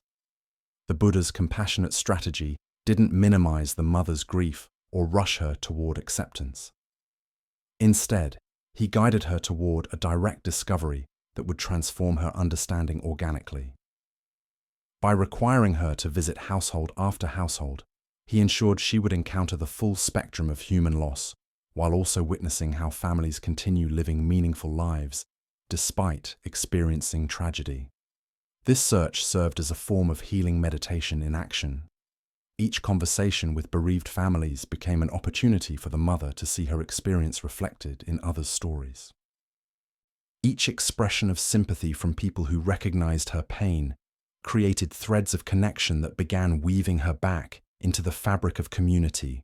The mustard seed itself carries symbolic significance. It's one of the smallest seeds, yet it grows into a substantial plant. This suggests that even tiny acknowledgements of our shared vulnerability can grow into deep understanding and acceptance. The impossible condition the Buddha set wasn't meant to frustrate her, but to lead her toward a different kind of miracle. The transformation of isolated suffering into connected wisdom. Buddhist teacher Pema Chodron writes about the wisdom of no escape, the recognition that attempting to avoid life's inevitable difficulties creates additional suffering beyond the original pain. The mother's initial request represented this very human desire to escape from loss, rather than learn how to be with it skillfully. The story also reveals how grief can become a gateway to deeper understanding when met with wisdom rather than denial. The mother's love for her child didn't diminish through accepting his death. Instead, it found a way to honor their connection while acknowledging the temporary nature of all physical forms. In Tibetan Buddhism, there's a practice called taking and giving, where practitioners deliberately contemplate the suffering of others as a way of developing compassion and perspective. The mother's journey inadvertently became such a practice, as she discovered that every family carried losses similar to her own. This doesn't mean that individual grief should be minimized or quickly moved through. The particularity of each loss, the specific person, relationship, dreams that have ended, deserves full acknowledgement, but recognizing the universality of loss can prevent grief from becoming a prison that isolates us from life's continuing flow. The Buddha's guidance points toward what might be called grief with company, rather than grief alone. When we understand that millions of parents have loved children who died, that loss is woven into the very structure of existence. Our pain becomes no less real, but somehow more bearable because it's shared. This story also addresses the natural human tendency to bargain with reality, to seek exceptions to universal laws through spiritual intervention. The mother's request for resurrection reflects our deep resistance to accepting that some changes cannot be undone, that some losses cannot be reversed through sufficient faith, love, or spiritual authority. Instead of resurrection, the Buddha offered something potentially more valuable, a path toward wisdom that could transform her relationship to loss itself. This represents spiritual teaching at its most skillful, meeting people exactly where they are, while guiding them toward deeper understanding. The teaching doesn't end with accepting death's inevitability, but points toward how this acceptance can become a foundation for more authentic living. When we truly integrate the reality of impermanence, our remaining time becomes more precious, our relationships more genuine, our priorities clearer. Tonight, as you reflect on the losses you've experienced or fear experiencing, can you sense the vast company of others who have walked similar paths? Perhaps you'll discover that your deepest pain, rather than separating you from others, connects you to the fundamental human experience of loving what cannot last forever. As the Buddha taught, of all things that arise and pass away, loving awareness alone remains constant. This awareness can hold both our love and our loss with equal tenderness. Let us now turn to a tale about the nature of faith and self-doubt. This is the story of the wishing tree. A poor man walks slowly through a dense forest, his shoulders heavy with worry, bills unpaid, relationships strained, dreams deferred. Each step seemed to echo with the weight of his many troubles.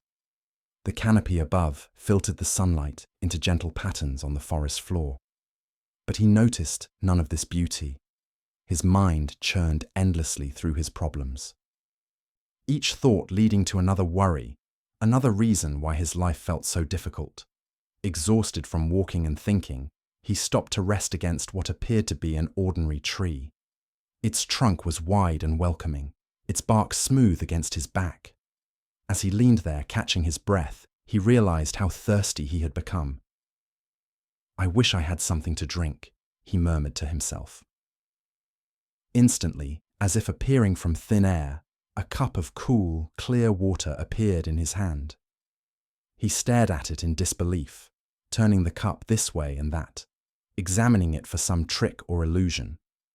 The water looked pure, inviting. Tentatively, he brought it to his lips and drank. It was the most refreshing water he had ever tasted, cool and sweet, exactly what his parched throat needed. "That was strange," he said aloud. But his stomach chose that moment to growl with hunger. Almost without thinking, he wished for food. A simple but nourishing meal appeared before him on a wooden plate. Fresh bread, ripe fruit, and vegetables that looked as if they had just been harvested. The aroma made his mouth water. He ate slowly, marveling at each bite. "My wishes are being granted," he whispered in amazement. The realization sent a thrill through his entire body. "Well then," he said with growing excitement, "I wish for a beautiful home of my own." Before his eyes, in the meadow just beyond the tree, a magnificent house materialized. It was everything he had ever dreamed of. Spacious rooms filled with light, comfortable furnishings, gardens blooming with flowers. His heart raced with joy as he stood and approached his new home. "If I have such a house," he reasoned, "I'll need help to maintain it." He wished for servants, and immediately several kind-faced people appeared, bowing respectfully and asking how they might serve him. The man laughed with delight, hardly believing his incredible fortune. And what good is a beautiful home without someone special to share it with? He wondered aloud. He wished for a beautiful, loving, intelligent woman to be his companion. A radiant woman appeared beside him, her eyes warm with affection, her smile gentle and knowing. But as she took his hand, something shifted in the man's mind. The thinking voice that had whispered doubts throughout his life suddenly grew louder. "Wait a minute," he said, stepping back from the woman. "This is ridiculous. I'm not this lucky. Things like this don't happen to people like me. This can't be real." As the words left his mouth, everything began to fade. The woman's loving smile dissolved first, then the servants, then the beautiful house, and finally even the simple meal he had enjoyed. He found himself alone again, leaning against what now seemed like an ordinary tree, with nothing but his original troubles for company. He shook his head knowingly. "I knew it," he muttered, and walked away through the forest, his mind immediately returning to the familiar patterns of worry and complaint that had occupied him before. Buddha's wisdom reminds us we are what we think. All that we are arises with our thoughts. With our thoughts, we make the world. The heart of this lesson lies in understanding the creative power of belief and the self-sabotaging nature of doubt. Why do we so readily dismiss the good that comes into our lives? Zen Buddhism points to a deeply conditioned pattern in the human mind, the tendency to trust our limitations more than our possibilities. We become so familiar with struggle, so identified with our problems, that abundance feels foreign, even threatening to our sense of self. Think about how often throughout your day you might receive unexpected kindness, notice surprising beauty, or encounter opportunities that could transform your circumstances. How quickly do you dismiss these gifts as coincidence, luck, or too good to be true? This reflexive doubt often causes us to literally walk away from the very blessings we've been seeking. The wishing tree represents the responsive universe that Zen teaches us about. Reality that mirrors back our deepest beliefs about what we deserve and what's possible. When we approach life with trust and openness, we often discover resources and opportunities that were always available, but previously invisible to us. When we approach with cynicism and self-doubt, these same possibilities seem to vanish. The man in the story had access to everything he needed, but his conditioning told him that someone like him couldn't possibly be worthy of such gifts. His belief in his own limitations became more powerful than the evidence of his senses. This is the tragedy of self-doubt. It causes us to abandon the very solutions to our problems. Zen teacher Suzuki Roshi said, "Each of you is perfect the way you are, and you can use a little improvement." This paradox points to the balance between accepting our inherent worthiness while remaining open to growth. The man under the tree couldn't hold both truths simultaneously, that he was worthy of good things and that positive change was possible in his life. In our modern context, we encounter wishing trees constantly. The colleague who offers genuine friendship, but we assume they have hidden motives. The job opportunity that seems perfect, but we convince ourselves we're not qualified. The romantic relationship that feels too good to be true, so we sabotage it before it can disappoint us. Each time we choose familiar limitation over unfamiliar possibility, we walk away from our own wishing tree. The Buddha taught, doubt everything, find your own light.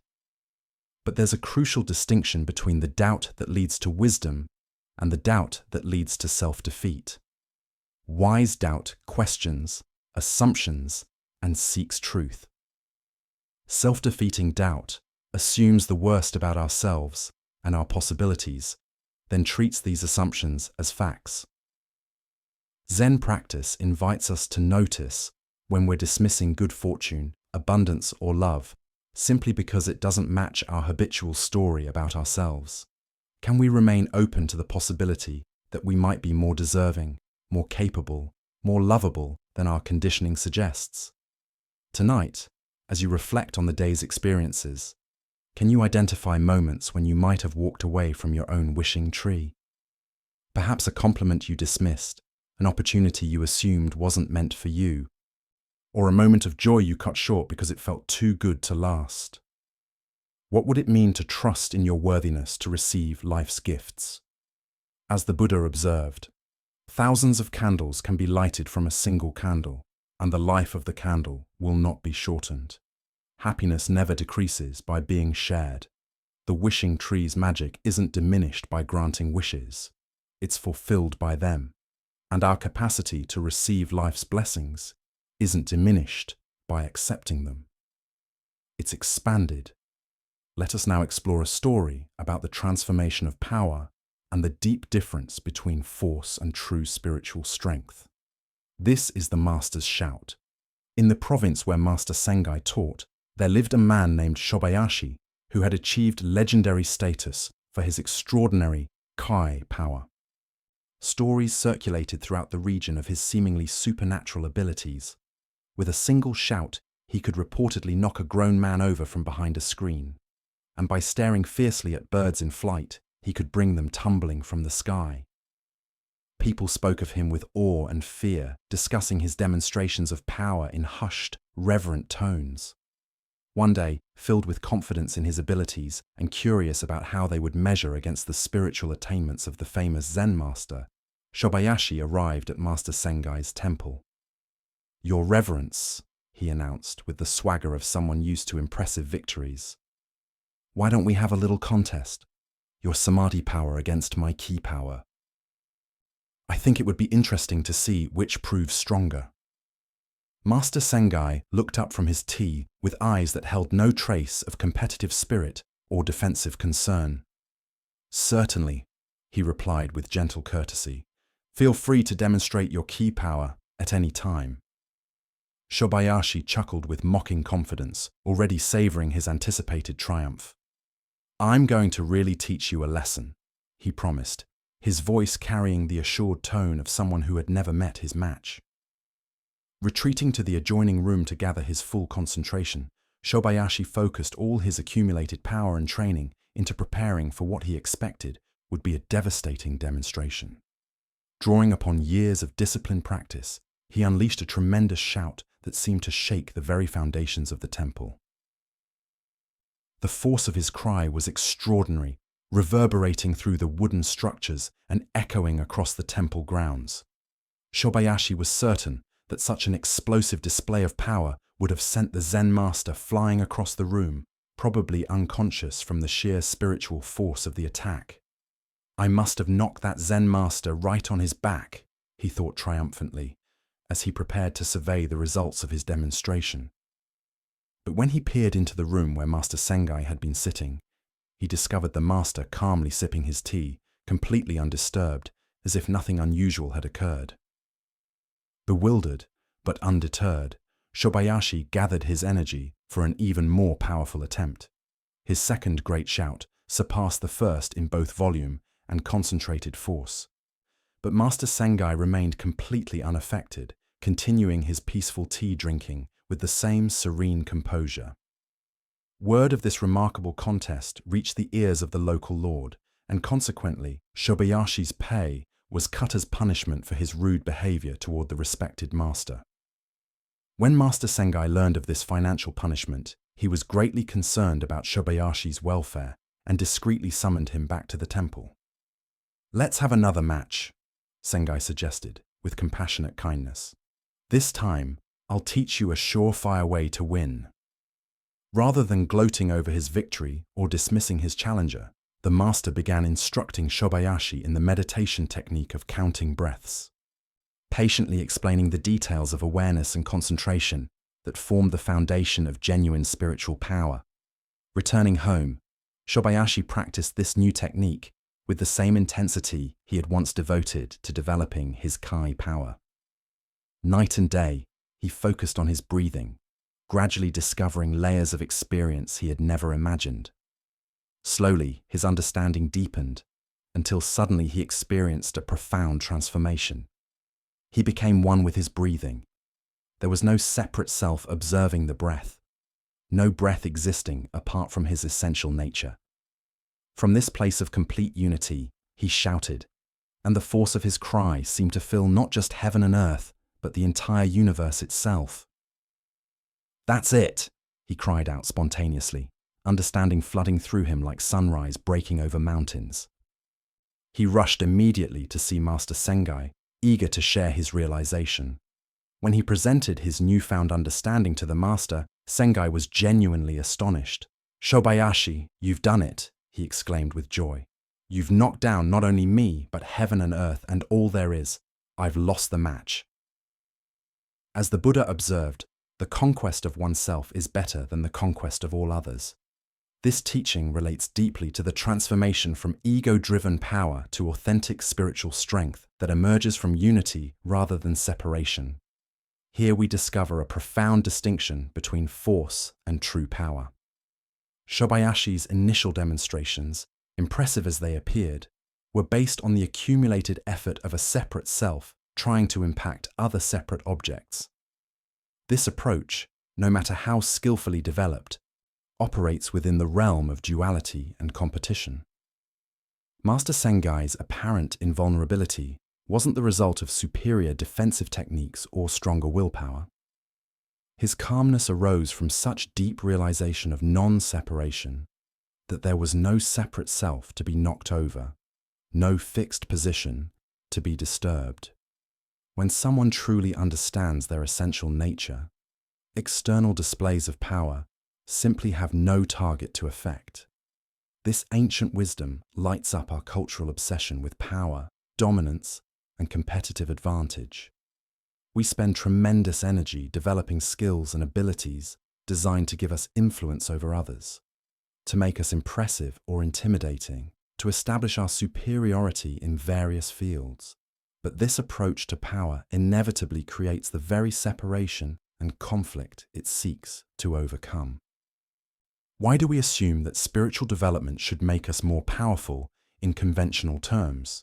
This misconception stems from applying worldly success metrics to inner transformation. We imagine that meditation, spiritual practice, or wisdom should give us advantages over others rather than dissolving the competitive framework entirely. The master's response to Shobayashi's challenge demonstrates the compassionate nature of true wisdom.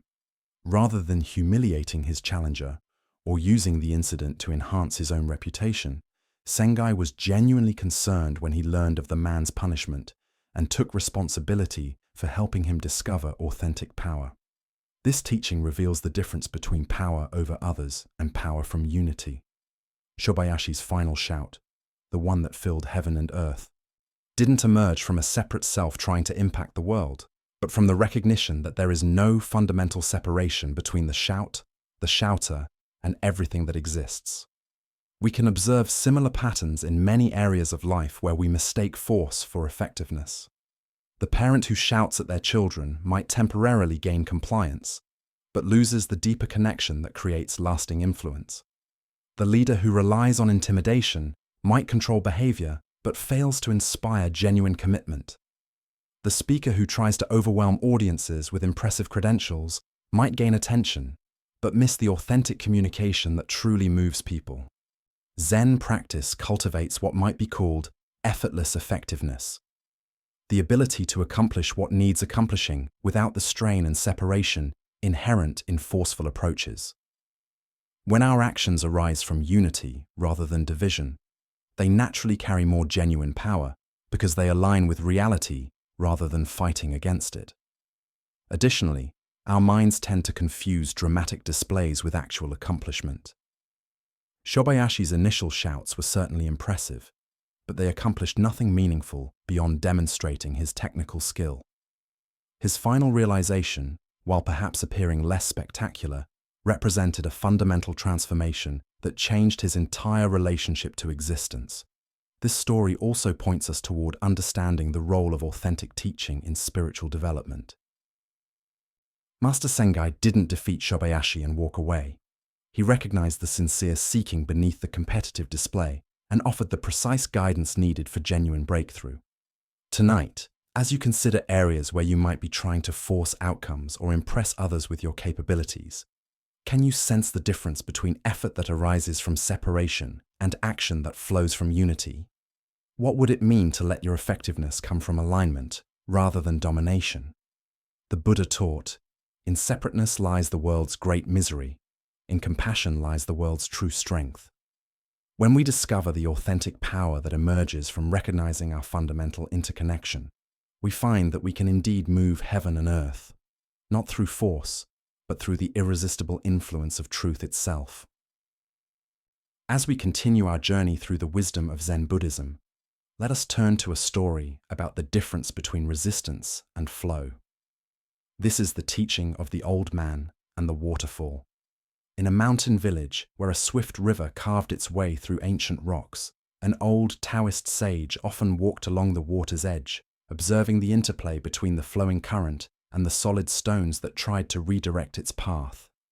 The villagers knew him as a gentle, thoughtful man who seemed to understand something deep about the natural world that others missed. One afternoon, as storm clouds gathered and rain began to fall, the river swelled with unusual force. The current grew violent and unpredictable, rushing toward a high waterfall that dropped into a rocky gorge below. Most people avoided the area during such conditions, knowing that anyone who fell into the rapids would face almost certain death against the jagged rocks at the bottom of the falls. The old man, however, had been caught by the sudden storm while walking along his usual path. As he tried to make his way back to safety, the muddy bank gave way beneath his feet. Before he could catch himself, he tumbled into the raging torrent and was immediately swept away by the powerful current. Villagers who witnessed his fall cried out in horror. They ran along the riverbank, helplessly watching as the old man was carried toward the waterfall by waters too violent and swift for any rescue attempt. They could only watch in anguish as he disappeared over the edge, plunging into the churning chaos below. Everyone assumed the worst. No one could survive such a fall, especially not an elderly man with limited strength. The villagers prepared themselves to search for his body downstream once the waters calmed enough to make such a search possible. But to their amazement, as they hurried toward the base of the waterfall, they saw the old man emerging from the water far below, completely unharmed. He walked calmly to the shore, water streaming from his clothes, and sat down to rest as peacefully as if he had simply taken a refreshing swim on a pleasant day. The villagers rushed to him, unable to believe what they had witnessed. "How is this possible?" they asked in wonder. "How did you survive that terrible fall? The water was so violent, the rocks so dangerous. By all reason, you should have been killed." The old man smiled at their concern and amazement. He wrung water from his sleeves and considered their question carefully before answering. "I survived," he said simply, "because I accommodated myself to the water, not the water to me. When I felt myself falling, I did not fight against the current or try to force it to change direction. Without thinking, I allowed myself to be shaped by it. When the water wanted to go down, I went down. When it swirled, I swirled with it. Plunging into the whirlpool, I came out with the whirlpool. I became like the water itself, and this is how I survived." The villagers listened in silence, beginning to understand that they had witnessed something far more than a fortunate accident. They had seen a demonstration of a profound principle that the old man had spent years learning from his careful observation of the natural world. As the Buddha taught, nothing is permanent. Everything is subject to change. Being is always becoming. Here we discover the wisdom of working with life's currents, rather than exhausting ourselves in useless resistance to forces beyond our control. Why do we instinctively fight against difficult circumstances when flow and adaptation might serve us better? Zen Buddhism reveals that our ego mind believes it can control external conditions through force of will. But this approach often creates more suffering than the original difficulty. The old man's survival wasn't mere luck. It was the result of understanding something essential about the nature of existence itself. When we align ourselves with the natural flow of events, rather than demanding that life conform to our preferences, we often discover resources and possibilities that resistance makes invisible. Think about your own relationship with challenging circumstances. How much energy do you spend fighting against situations you cannot change? The old man's teaching suggests a different approach. not passive submission, but conscious adaptation that maintains our essential nature while flowing with changing conditions. This doesn't mean accepting harmful situations or abandoning our values. The old man didn't give up his desire to survive. He simply changed his strategy for survival. Instead of fighting the water's power, he used it. Instead of resisting its direction, he moved with it while maintaining his awareness and intention. In relationships, careers, and personal challenges, we often face similar choices. We can exhaust ourselves trying to force outcomes, control other people's behavior, or make external circumstances conform to our expectations. Or we can learn to work skillfully with what is actually present, finding creative ways to achieve our deeper purposes through accommodation rather than force. Zen master Lao Tzu taught, "Water is fluid, soft, and yielding. But water will wear away rock, which cannot yield and is destroyed." The old man embodied this teaching, demonstrating that apparent weakness can be a source of tremendous strength when applied with wisdom. The Buddha said, "Hatred does not cease by hatred, but only by love. This is the eternal rule." This principle extends beyond hatred to all forms of resistance. Problems are rarely solved by fighting against them directly, but by understanding their nature and finding ways to work with the underlying forces involved. Look deeply at a current source of stress or conflict in your life. Where are you trying to force the water to change direction rather than learning to swim with it? What would it mean to accommodate yourself to the situation while maintaining your essential values and intentions? Tonight, as you encounter the inevitable currents of daily life, unexpected changes, difficult people, circumstances beyond your control, can you remember the old man's wisdom? Can you find ways to maintain your center while flowing with forces you cannot change? Discovering that sometimes the most direct path to your goals is the one that appears to go around obstacles rather than through them. Buddha's wisdom reminds us in the end, just three things matter: how well we have lived, how well we have loved, how well we have learned to let go. Learning to flow with life's currents is ultimately about letting go of our need to control everything while maintaining our ability to respond wisely to whatever arises.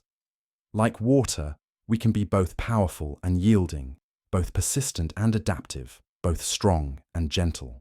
Now let us explore a story about the difference between superficial understanding and lived wisdom. This is the tale of following the stream. In the heart of a vast wilderness, where towering pines stretch toward endless sky, two city dwellers found themselves completely lost.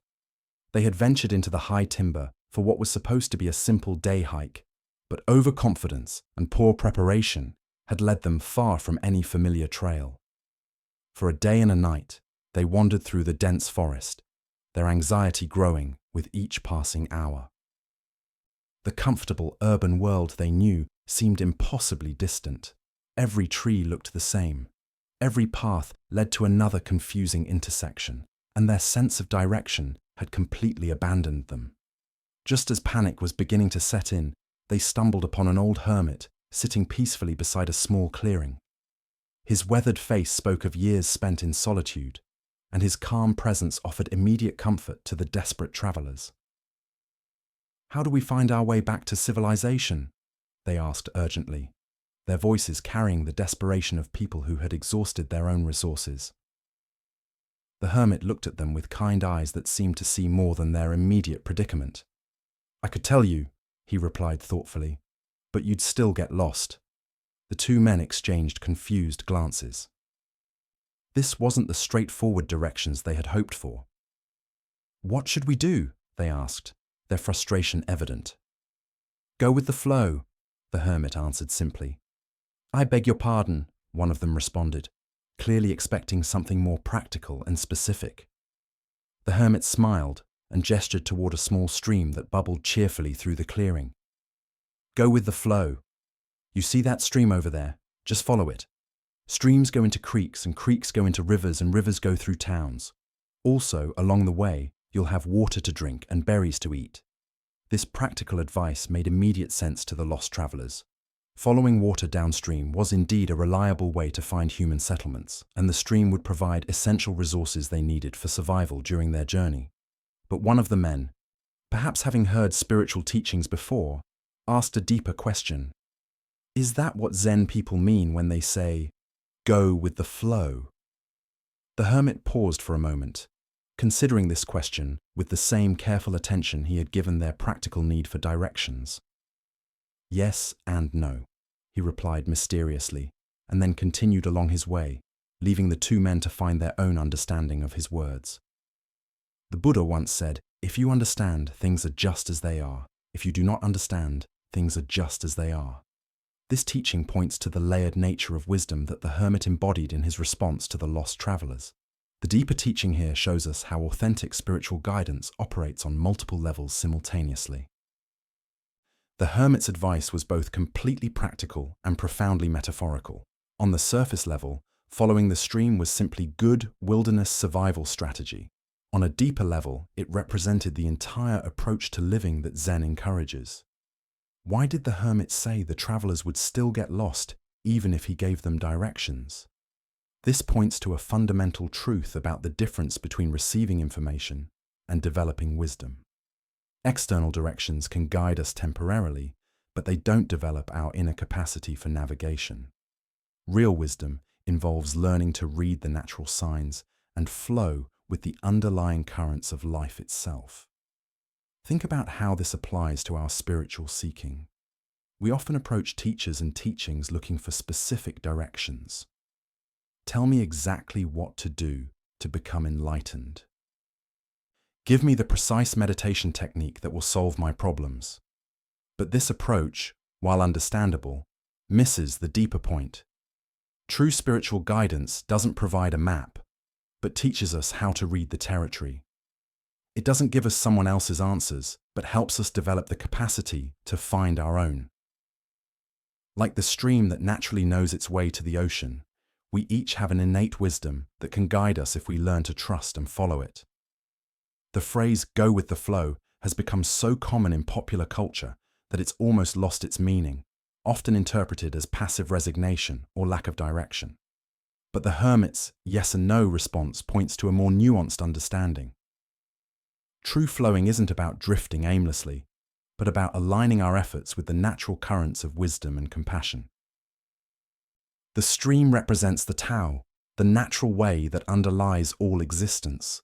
When we align ourselves with this deeper flow, our actions become effortless and effective. We stop pushing against reality and learn to work with the grain of existence rather than against it. But this requires developing a different kind of intelligence than our usual problem-solving mind. The travelers wanted explicit directions, because that's how the rational mind works, through clear step-by-step instructions. But the deeper intelligence the hermit was pointing toward operates more like intuition, sensing the right direction moment by moment rather than following a predetermined plan. This is why contemplative traditions emphasize present moment awareness. The stream doesn't need to know where the ocean is. It simply flows in the direction that feels natural right now. Similarly, when we develop moment-to-moment mindfulness, we can sense the appropriate response to each situation without needing to figure out the entire journey in advance. Tonight, as you navigate the complexities of your own life, can you sense the streams of natural wisdom flowing beneath the surface of your daily concerns? What would it mean to trust that deeper current while still attending responsibly to practical necessities? Buddha's wisdom reminds us, thousands of candles can be lighted from a single candle, and the life of the candle will not be shortened. The hermit's guidance was like lighting a candle in the travelers' minds, providing not just directions, but a way of approaching life that could serve them in countless future situations. Let us continue our journey with a story about the limits of intellectual understanding and the humility that true wisdom requires. This is the ultimate point. A learned Zen priest named Taigu had spent years studying sacred texts, mastering meditation techniques, and developing a reputation for spiritual insight. When the position of abbot became available at a respected temple, the community chose him, confident in his wisdom and abilities. Taigu accepted the role with pride, believing his years of preparation had equipped him for spiritual leadership. Soon after his appointment, a woman from the village approached the temple, her face etched with the deep grief of a mother who had lost her child. She bowed before the new abbot, her eyes filled with desperate hope. "Venerable Master," she said, her voice breaking, "I have heard of your great wisdom and compassion.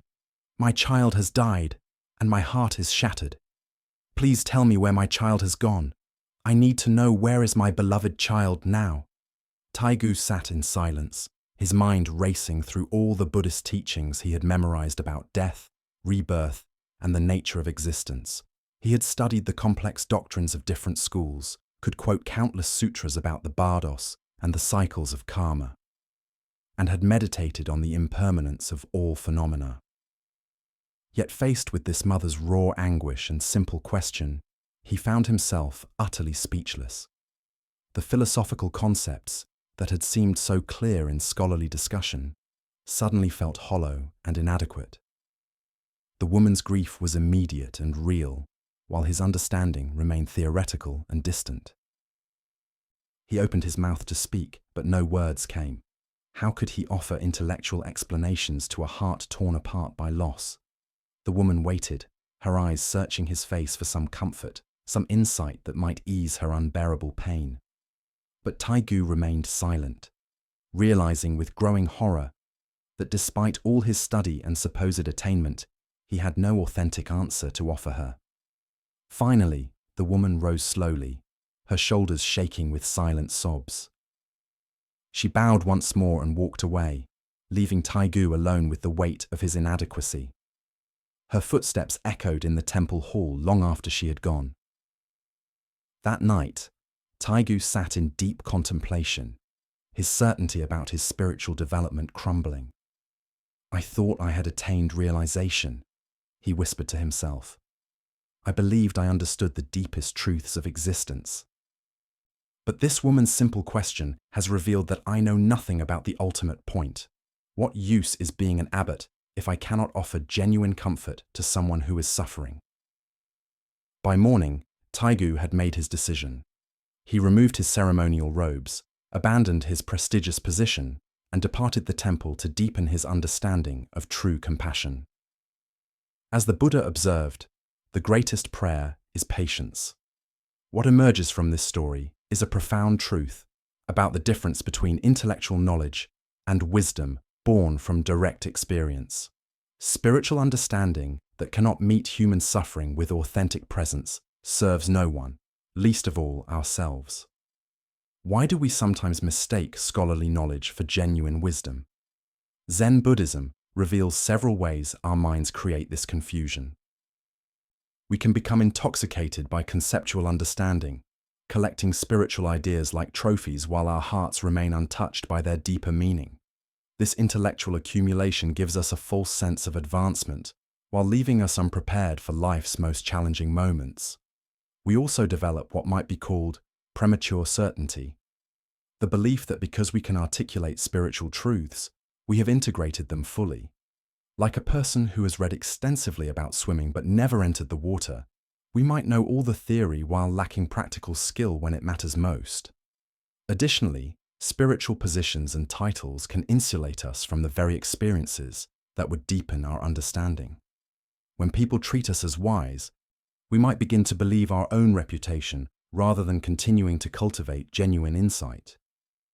The abbot's role placed Taigu in a position where others expected him to have answers, but this expectation prevented him from acknowledging his actual limitations. Think about how this pattern appears in modern spiritual communities. Teachers might offer complex philosophical explanations for suffering, while lacking the emotional availability to simply sit with someone in pain. Practitioners could master advanced meditation techniques while remaining impatient with family members.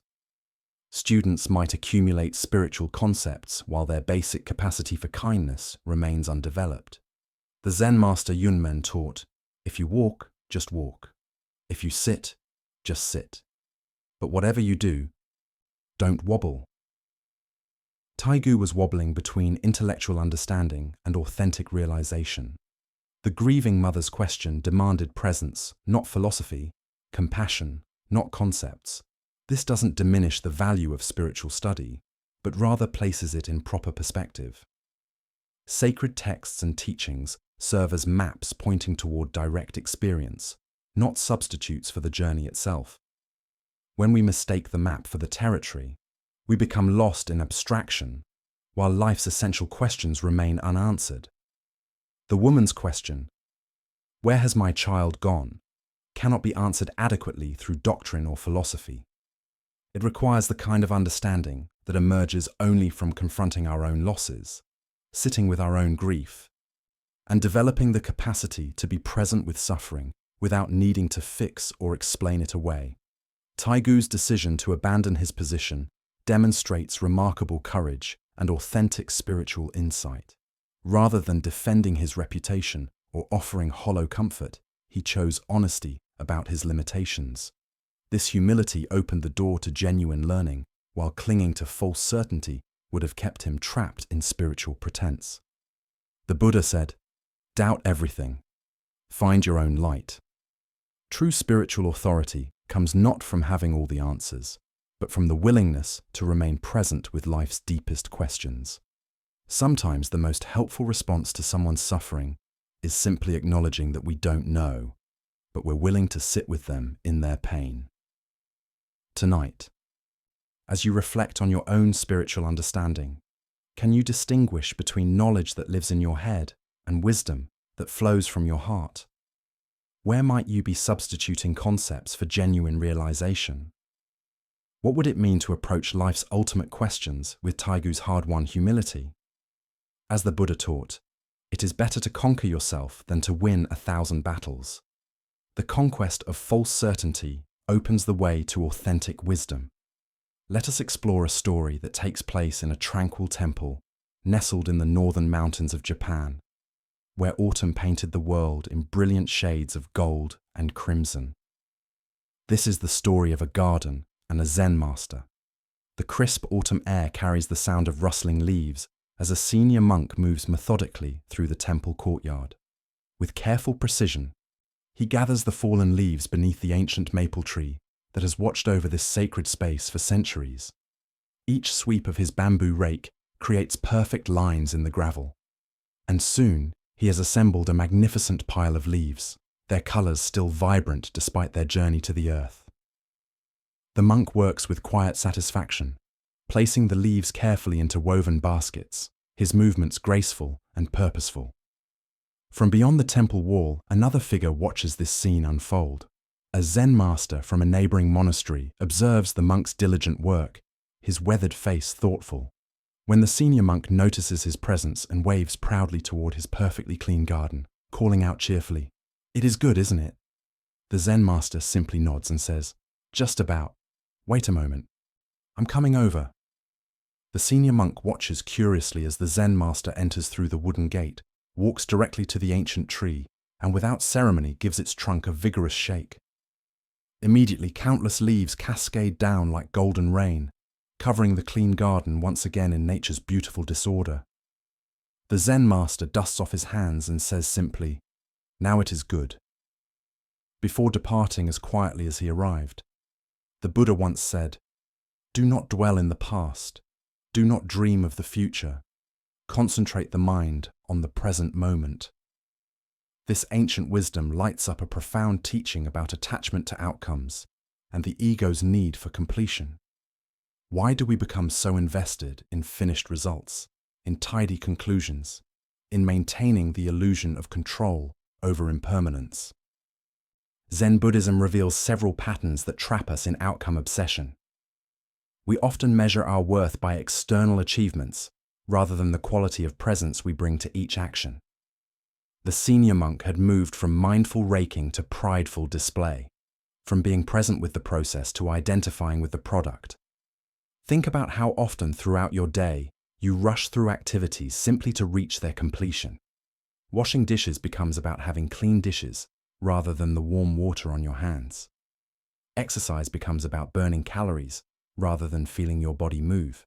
Meditation becomes about achieving peace rather than witnessing whatever arises. In each case, we sacrifice the richness of the present moment for an imagined future satisfaction. Zen Master Dogen taught, "You are perfect as you are, and you could use a little improvement."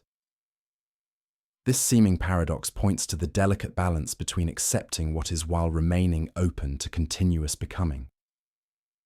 The garden was perfect in its autumn disorder, and it was also perfect in its temporary tidiness.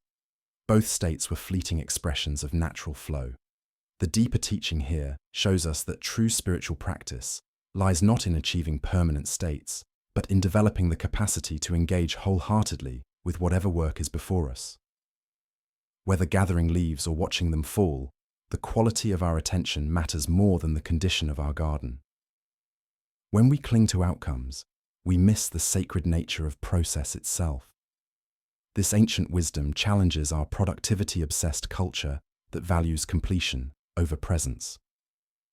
What if the purpose of raking leaves isn't to have a tidy garden, but to practice wholehearted engagement with impermanence? What if the point of any spiritual practice isn't to achieve enlightenment, but to show up fully for this unrepeatable moment? Tonight, as you notice your attachment to having things finished, organized, or resolved, can you pause and appreciate the beauty of incompletion? Perhaps you'll discover that the most profound satisfaction comes not from achieving perfect results, but from offering perfect attention to whatever is arising. Now, as the Buddha taught, the mind is everything. What you think you become. When we think we must control outcomes, we become anxious controllers. When we trust the wisdom of process, we become participants in life's deeper rhythms. Now, let us turn to a profound teaching about the artificial nature of our categories of pure and impure, and how spiritual understanding transcends conventional distinctions. This is the cremation ground soup. Master Ryokan had developed the habit of visiting his Dharma brother, Master Katsugan, a learned Zen teacher who maintained his own temple in a neighboring valley. These visits were occasions for mutual support and spiritual discussion, opportunities for two practitioners to share insights and deepen their understanding through dialogue with someone who truly comprehended the subtleties of the path. On one of these visits, as the midday meal approached, Master Ryokan made an unexpected announcement to his colleague. "I'm going to gather something we can use to make soup for lunch," he said, with the same matter-of-fact tone he might use for any ordinary domestic task. Taking a small gathering basket, the master set out to search for wild vegetables that would enhance their simple meal. But instead of heading toward the mountain slopes or forest clearings where wild plants typically grew in abundance, Master Ryokan walked deliberately toward the local cremation ground, the sacred space where the bodies of the deceased were burned. According to traditional Buddhist funeral practices, this area was considered by most people to be ritually impure, a place where contact with death made everything contaminated and unsuitable for ordinary use. Untroubled by these conventional associations, Master Ryokan began carefully gathering wild celery that grew abundantly in the rich soil around the cremation site. The plants were healthy and vigorous, nourished by the same earth that received the ashes of the departed and transformed them into nutrients that supported new life. Returning home with his basket brimming with fresh wild greens, Master Ryokan set about preparing a simple miso soup. Using the celery he had gathered, he washed and chopped the vegetables with the same care he brought to all food preparation, treating these plants with the respect due to any gift from the earth that would nourish their bodies and support their practice. When the soup was ready, he offered it to Master Katsugan with the warm hospitality that characterized all his interactions with fellow practitioners. But his guest's response revealed the power of mental conditioning about purity and contamination that even advanced spiritual study hadn't completely dissolved. Master Katsugan felt deeply uncomfortable about consuming vegetables that had grown in soil associated with death and cremation. Though he feared showing disrespect to a senior practitioner by refusing the meal outright, he could barely bring himself to swallow even a single mouthful of what his mind categorized as contaminated food. Observing his colleague's obvious reluctance and the expression of distaste that he couldn't entirely conceal, Master Ryokan recognized a teaching opportunity that would address fundamental questions about the nature of purity and pollution that lay at the heart of spiritual understanding. "How is it," Master Ryokan asked with gentle but sharp inquiry, "that you readily pronounce delicious vegetables that have been grown with manure, fertilized with animal waste, and decomposed organic matter, but when it comes to wild celery growing naturally near a cremation ground, you find it objectionable and claim it's unclean?" This question struck at the heart of Katsugan's unconscious assumptions about what made food pure or impure. He suddenly recognized that his dislike was based not on any actual difference in cleanliness or safety, but on cultural conditioning about which kinds of death and decomposition were acceptable to think about in relation to his food. The vegetables he ate daily were nourished by composted animal waste, decomposed plant matter, and all manner of organic material in various stages of decay. Yet these he consumed without thought or concern, because cultural conditioning had defined this type of fertilization as normal and acceptable. Only the association with human death created his psychological resistance. Master Katsugan experienced a moment of profound awakening as he recognized the arbitrary nature of his mental categories of pure and impure.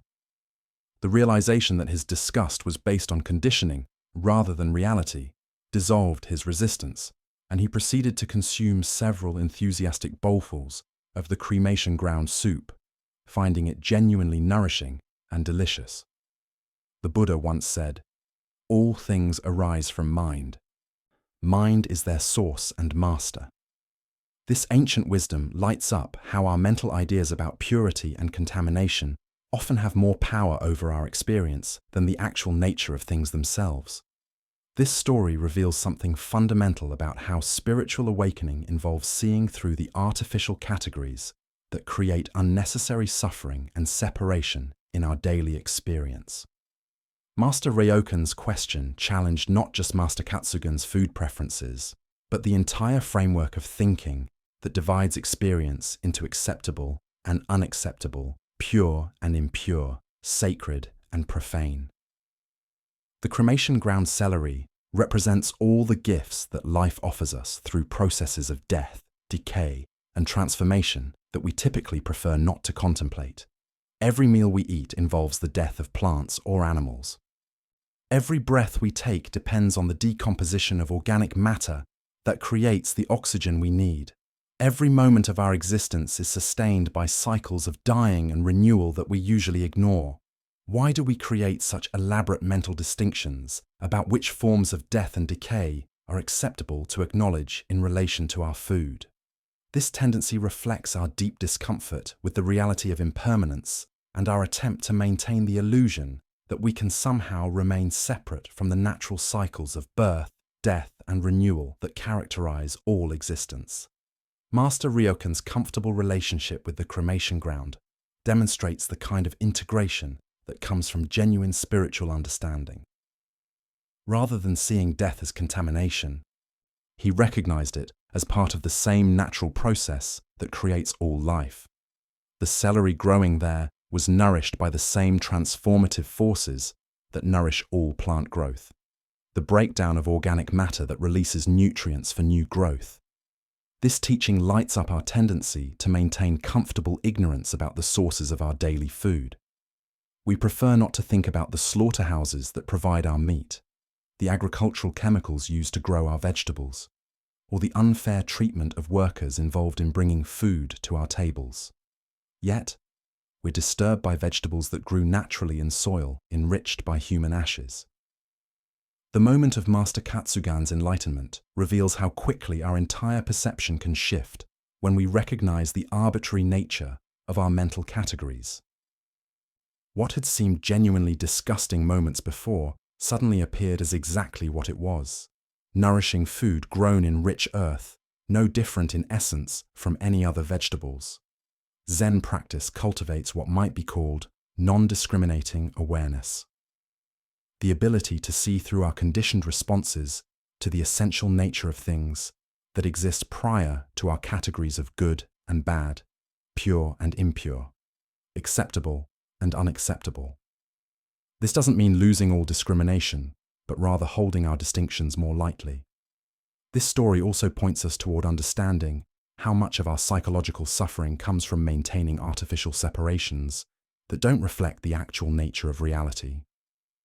When we can see the fundamental interconnectedness that includes death as an essential part of life, many of our fears and dislikes naturally dissolve.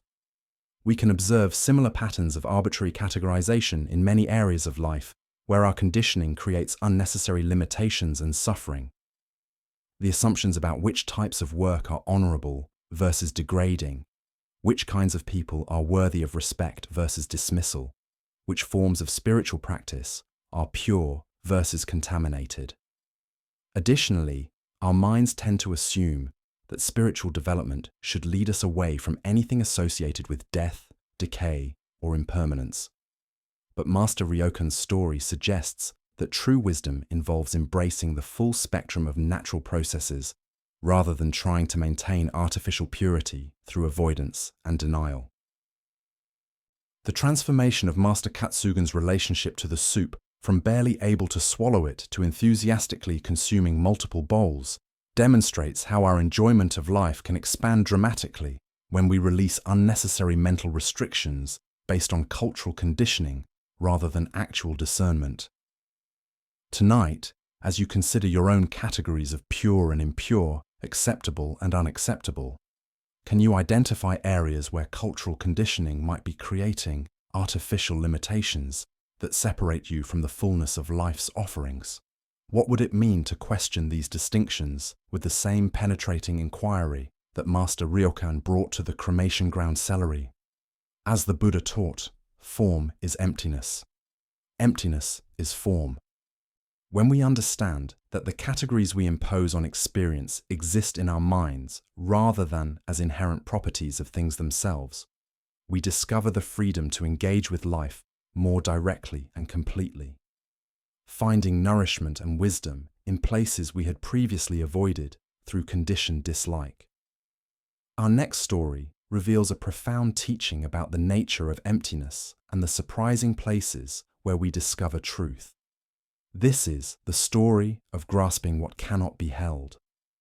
In a quiet monastery garden where cherry blossoms drifted gently on the morning breeze, Master Seiyo sat with one of his most earnest students. The young monk had been studying Buddhist philosophy for several years, filling his mind with concepts about the nature of reality, the illusion of the self, and the teaching of emptiness that seemed so central to the Buddha's wisdom.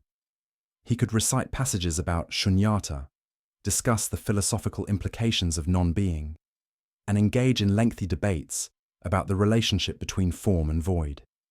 But for all his intellectual understanding, something felt missing. The words remained just words, concepts floating in his mind, without the direct experience that would make them real. He approached his teacher that morning with a question that had been troubling him for months. "Master," the young monk said, bowing respectfully, "I have studied the teaching of emptiness extensively. I understand that all things arise and pass away, that nothing has permanent independent existence. But I feel like I'm only grasping concepts. Can you help me get hold of emptiness itself?" Seiyo looked at his student with knowing eyes. He had seen this struggle many times before, the gap between intellectual understanding and direct realization, the frustration of trying to grasp with the mind what can only be known through experience. "Show me how you would get hold of emptiness," the master said simply. The monk thought for a moment, then cupped his hands in the air as if he were trying to capture something invisible. He held his hands carefully, as though cradling a soap bubble that might burst at any moment. His face was earnest and focused. His entire being focused on this attempt to demonstrate his understanding of a teaching about the very nature of nothingness. "There," he said, holding his cupped hands very still. "I'm trying to hold emptiness itself." Seiyo looked at the student's empty hands and shook his head gently. "That's not very good," he said with a slight smile. "You haven't got anything in there at all. You're just holding air and calling it something special." The monk's face fell. He had been so certain that his gesture captured something meaningful about the teaching. "Well, Master," he said, his voice tinged with disappointment and confusion, "please show me a better way. How does one truly get hold of emptiness?" Without warning, Master Seo reached out and grabbed the monk's nose, giving it a sharp, firm yank. "Ouch!" the monk yelled, his hands flying to his face, his eyes watering from the sudden, unexpected pain. "Master, that hurt me." Seo released his grip and smiled broadly. "Now that," he said with satisfaction, "is how you get hold of emptiness." The monk stood there rubbing his nose, completely bewildered. His nose throbbed with very real, very unempty sensations. How could this undeniable presence of discomfort have anything to do with emptiness? It seemed like the opposite of everything he had been studying. But as the initial shock wore off, something began to shift in his understanding. The pain in his nose was absolutely real, yet it was also completely temporary, already beginning to fade. It had arisen from nowhere, would disappear completely, and left no permanent mark on reality.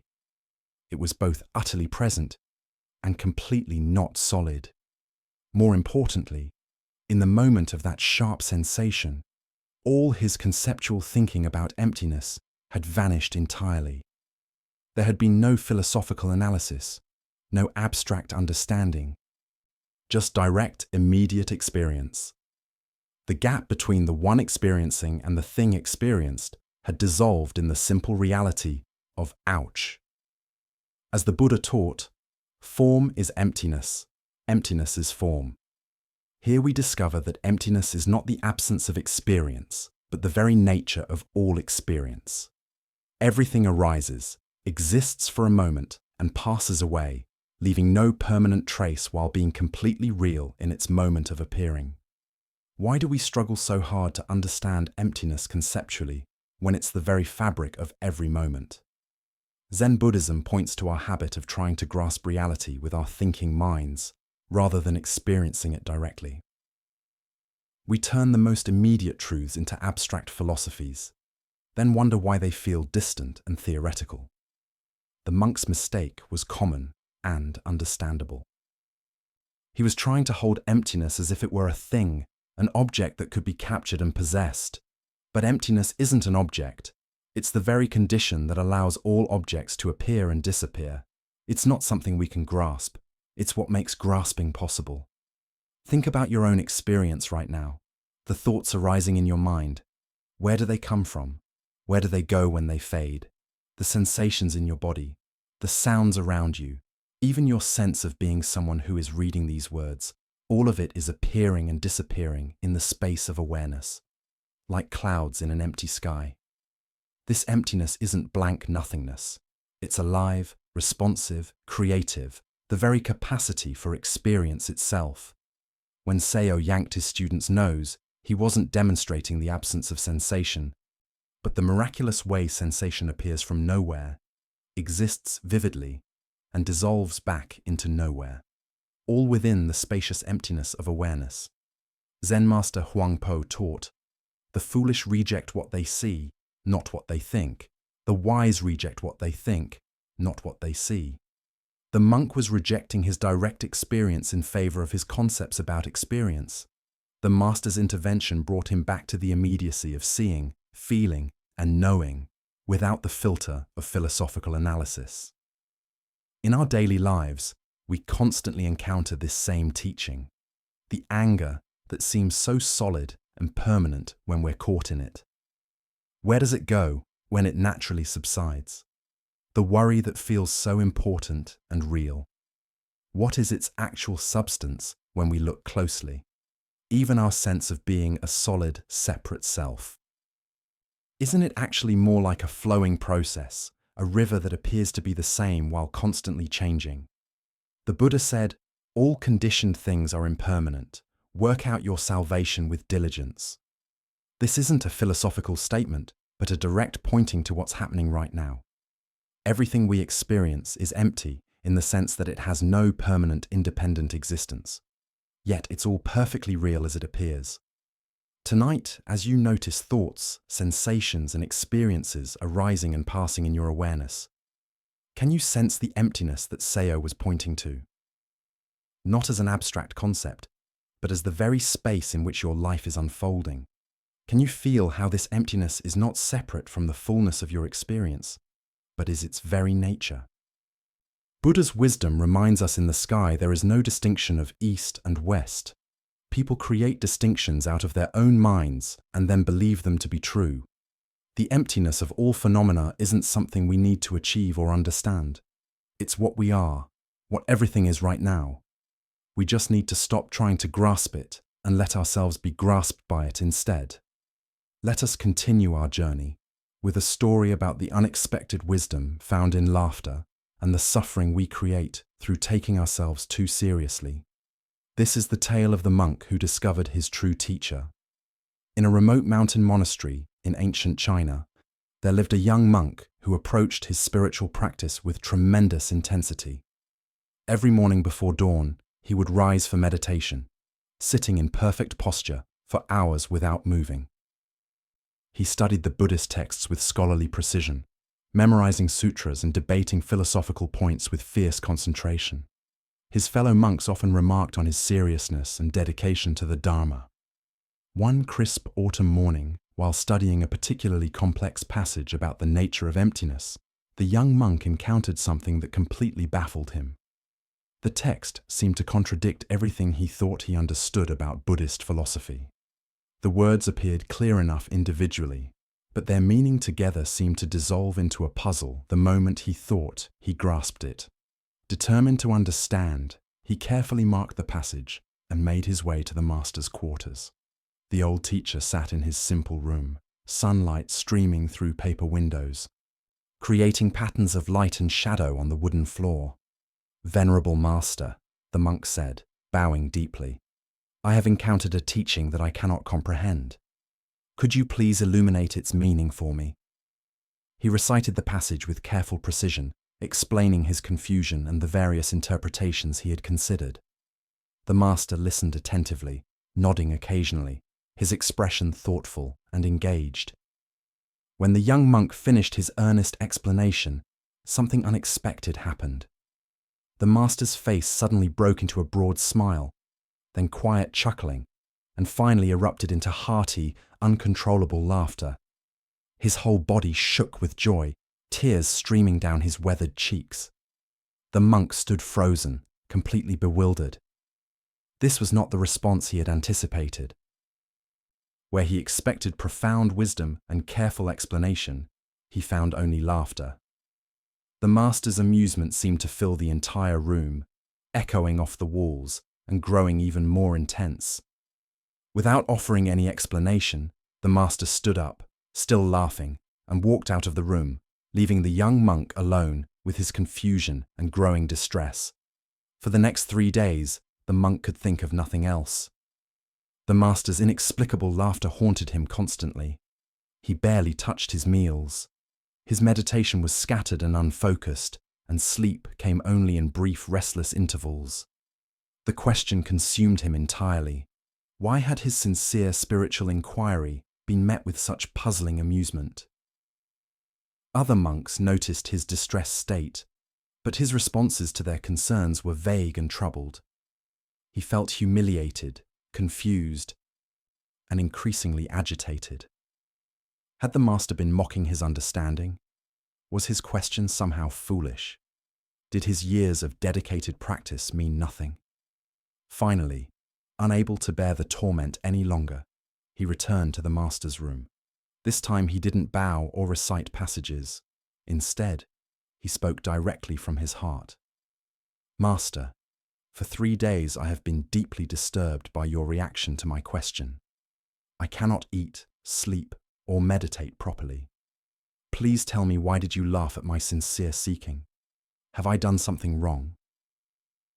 The master's expression became gentle and compassionate. He gestured for the young monk to sit beside him, then spoke with quiet clarity. "Monk, do you know what your problem is?" the master asked kindly. "Your problem is that you are worse than a clown." The words hit the young monk like a physical blow. His eyes widened in shock and dismay. "Venerable sir, how can you say such a thing? How can I be worse than a clown? I have dedicated my life to spiritual practice, to understanding the Buddha's teachings. I have sacrificed worldly pleasures and pursued wisdom with complete sincerity. How can you compare me to a mere entertainer?" The master smiled warmly and explained, "A clown's greatest joy comes from making people laugh. When others laugh, the clown feels fulfilled and happy. His entire purpose is to bring lightness and joy to the world. But you, when another person laughs, you feel disturbed, upset, and tormented. Tell me, are you not worse than a clown?"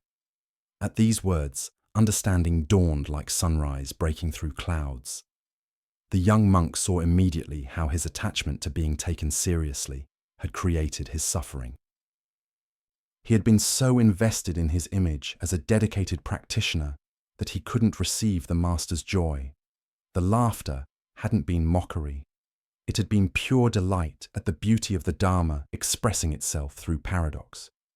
In that moment of recognition, the monk began to laugh. First quietly, then with growing freedom and joy.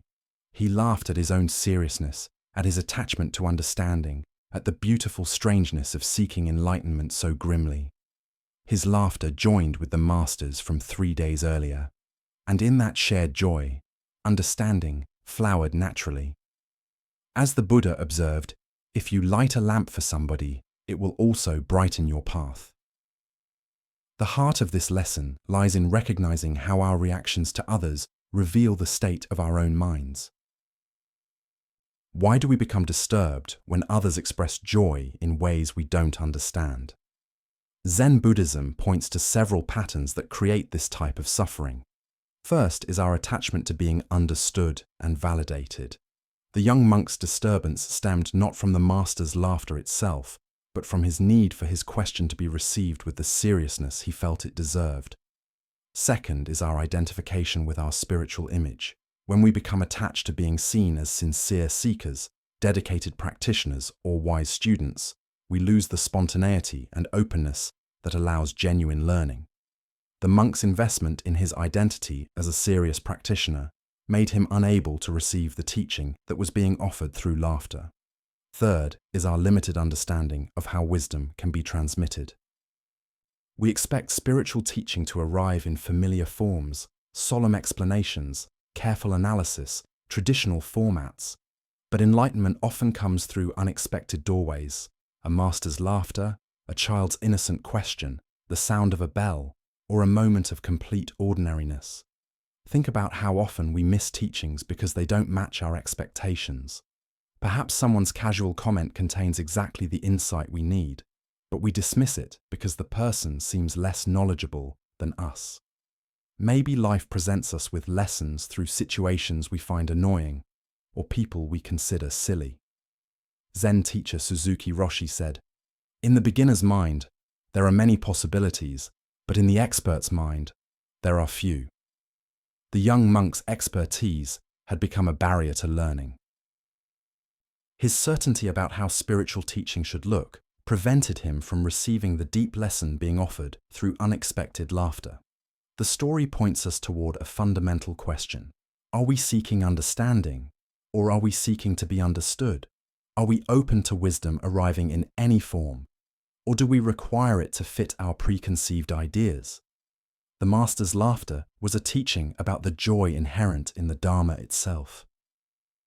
The playful, spontaneous, beyond logic nature of awakened understanding. Tonight, as you encounter responses from others that don't match your expectations, can you remember the monk's revelation? Perhaps someone's laughter when you expected seriousness, their casualness when you hoped for depth, or their joy when you felt the situation called for seriousness might contain teachings you haven't yet recognized. Buddha spoke of this when he said, "Thousands of candles can be lighted from a single candle, and the life of the candle will not be shortened. Happiness never decreases by being shared." The master's laughter was not diminishing the Dharma, but celebrating its never-ending joy, a joy the monk discovered he could share rather than resist. Tonight, as we bring our shared journey to a gentle close, Can you feel how the constant stream of thoughts has naturally begun to quiet? Can you sense that the mental stillness you've experienced isn't something you had to force or chase, but something that emerged naturally as you simply listened and allowed? The Buddha taught us, the whole secret of existence is to have no fear. Never fear what will become of you. Depend on no one. Only the moment you reject all help are you freed. Reflecting on this wisdom, notice how tonight you have discovered that freedom from endless thinking doesn't require struggle or effort, but comes from learning to observe your mind with gentle understanding. Throughout our time together, each story has revealed the same liberating truth. That mental peace isn't about stopping thoughts entirely, but about changing your relationship with them completely. Even as thoughts continue to arise, you have experienced something profound. The space between thoughts, the quiet awareness that notices thinking without getting caught in it. This understanding is now part of you, ready to support you whenever the mind becomes restless or overwhelmed. The ancient wisdom you have absorbed tonight has shown you that true rest comes not from emptying the mind, but from no longer being controlled by its constant activity. Think about how these 3 hours have demonstrated something remarkable, that you already possess everything needed for deep peace and understanding. In the quiet moments that follow, allow yourself to recognize how your breathing has deepened, how your body has naturally relaxed, and how your awareness has expanded beyond the narrow focus of worried thinking. These teachings remind us that mental freedom isn't found in complicated techniques or distant practices. It lives in the simple recognition that you are not your thoughts. You are the awareness that observes them. Tonight, you have experienced this truth directly, discovering the deep rest that comes when we stop fighting our minds and start understanding them instead. As you drift towards sleep, carry with you not just the stories themselves, but the deep knowing they have awakened. That peace isn't something to achieve, but something to remember. This understanding will remain with you, offering guidance and comfort whenever life feels overwhelming or your thoughts seem out of control. May this wisdom continue to unfold naturally in your daily experience, bringing clarity to confusion and calm to chaos. Sleep well, and thank you for joining us on this journey.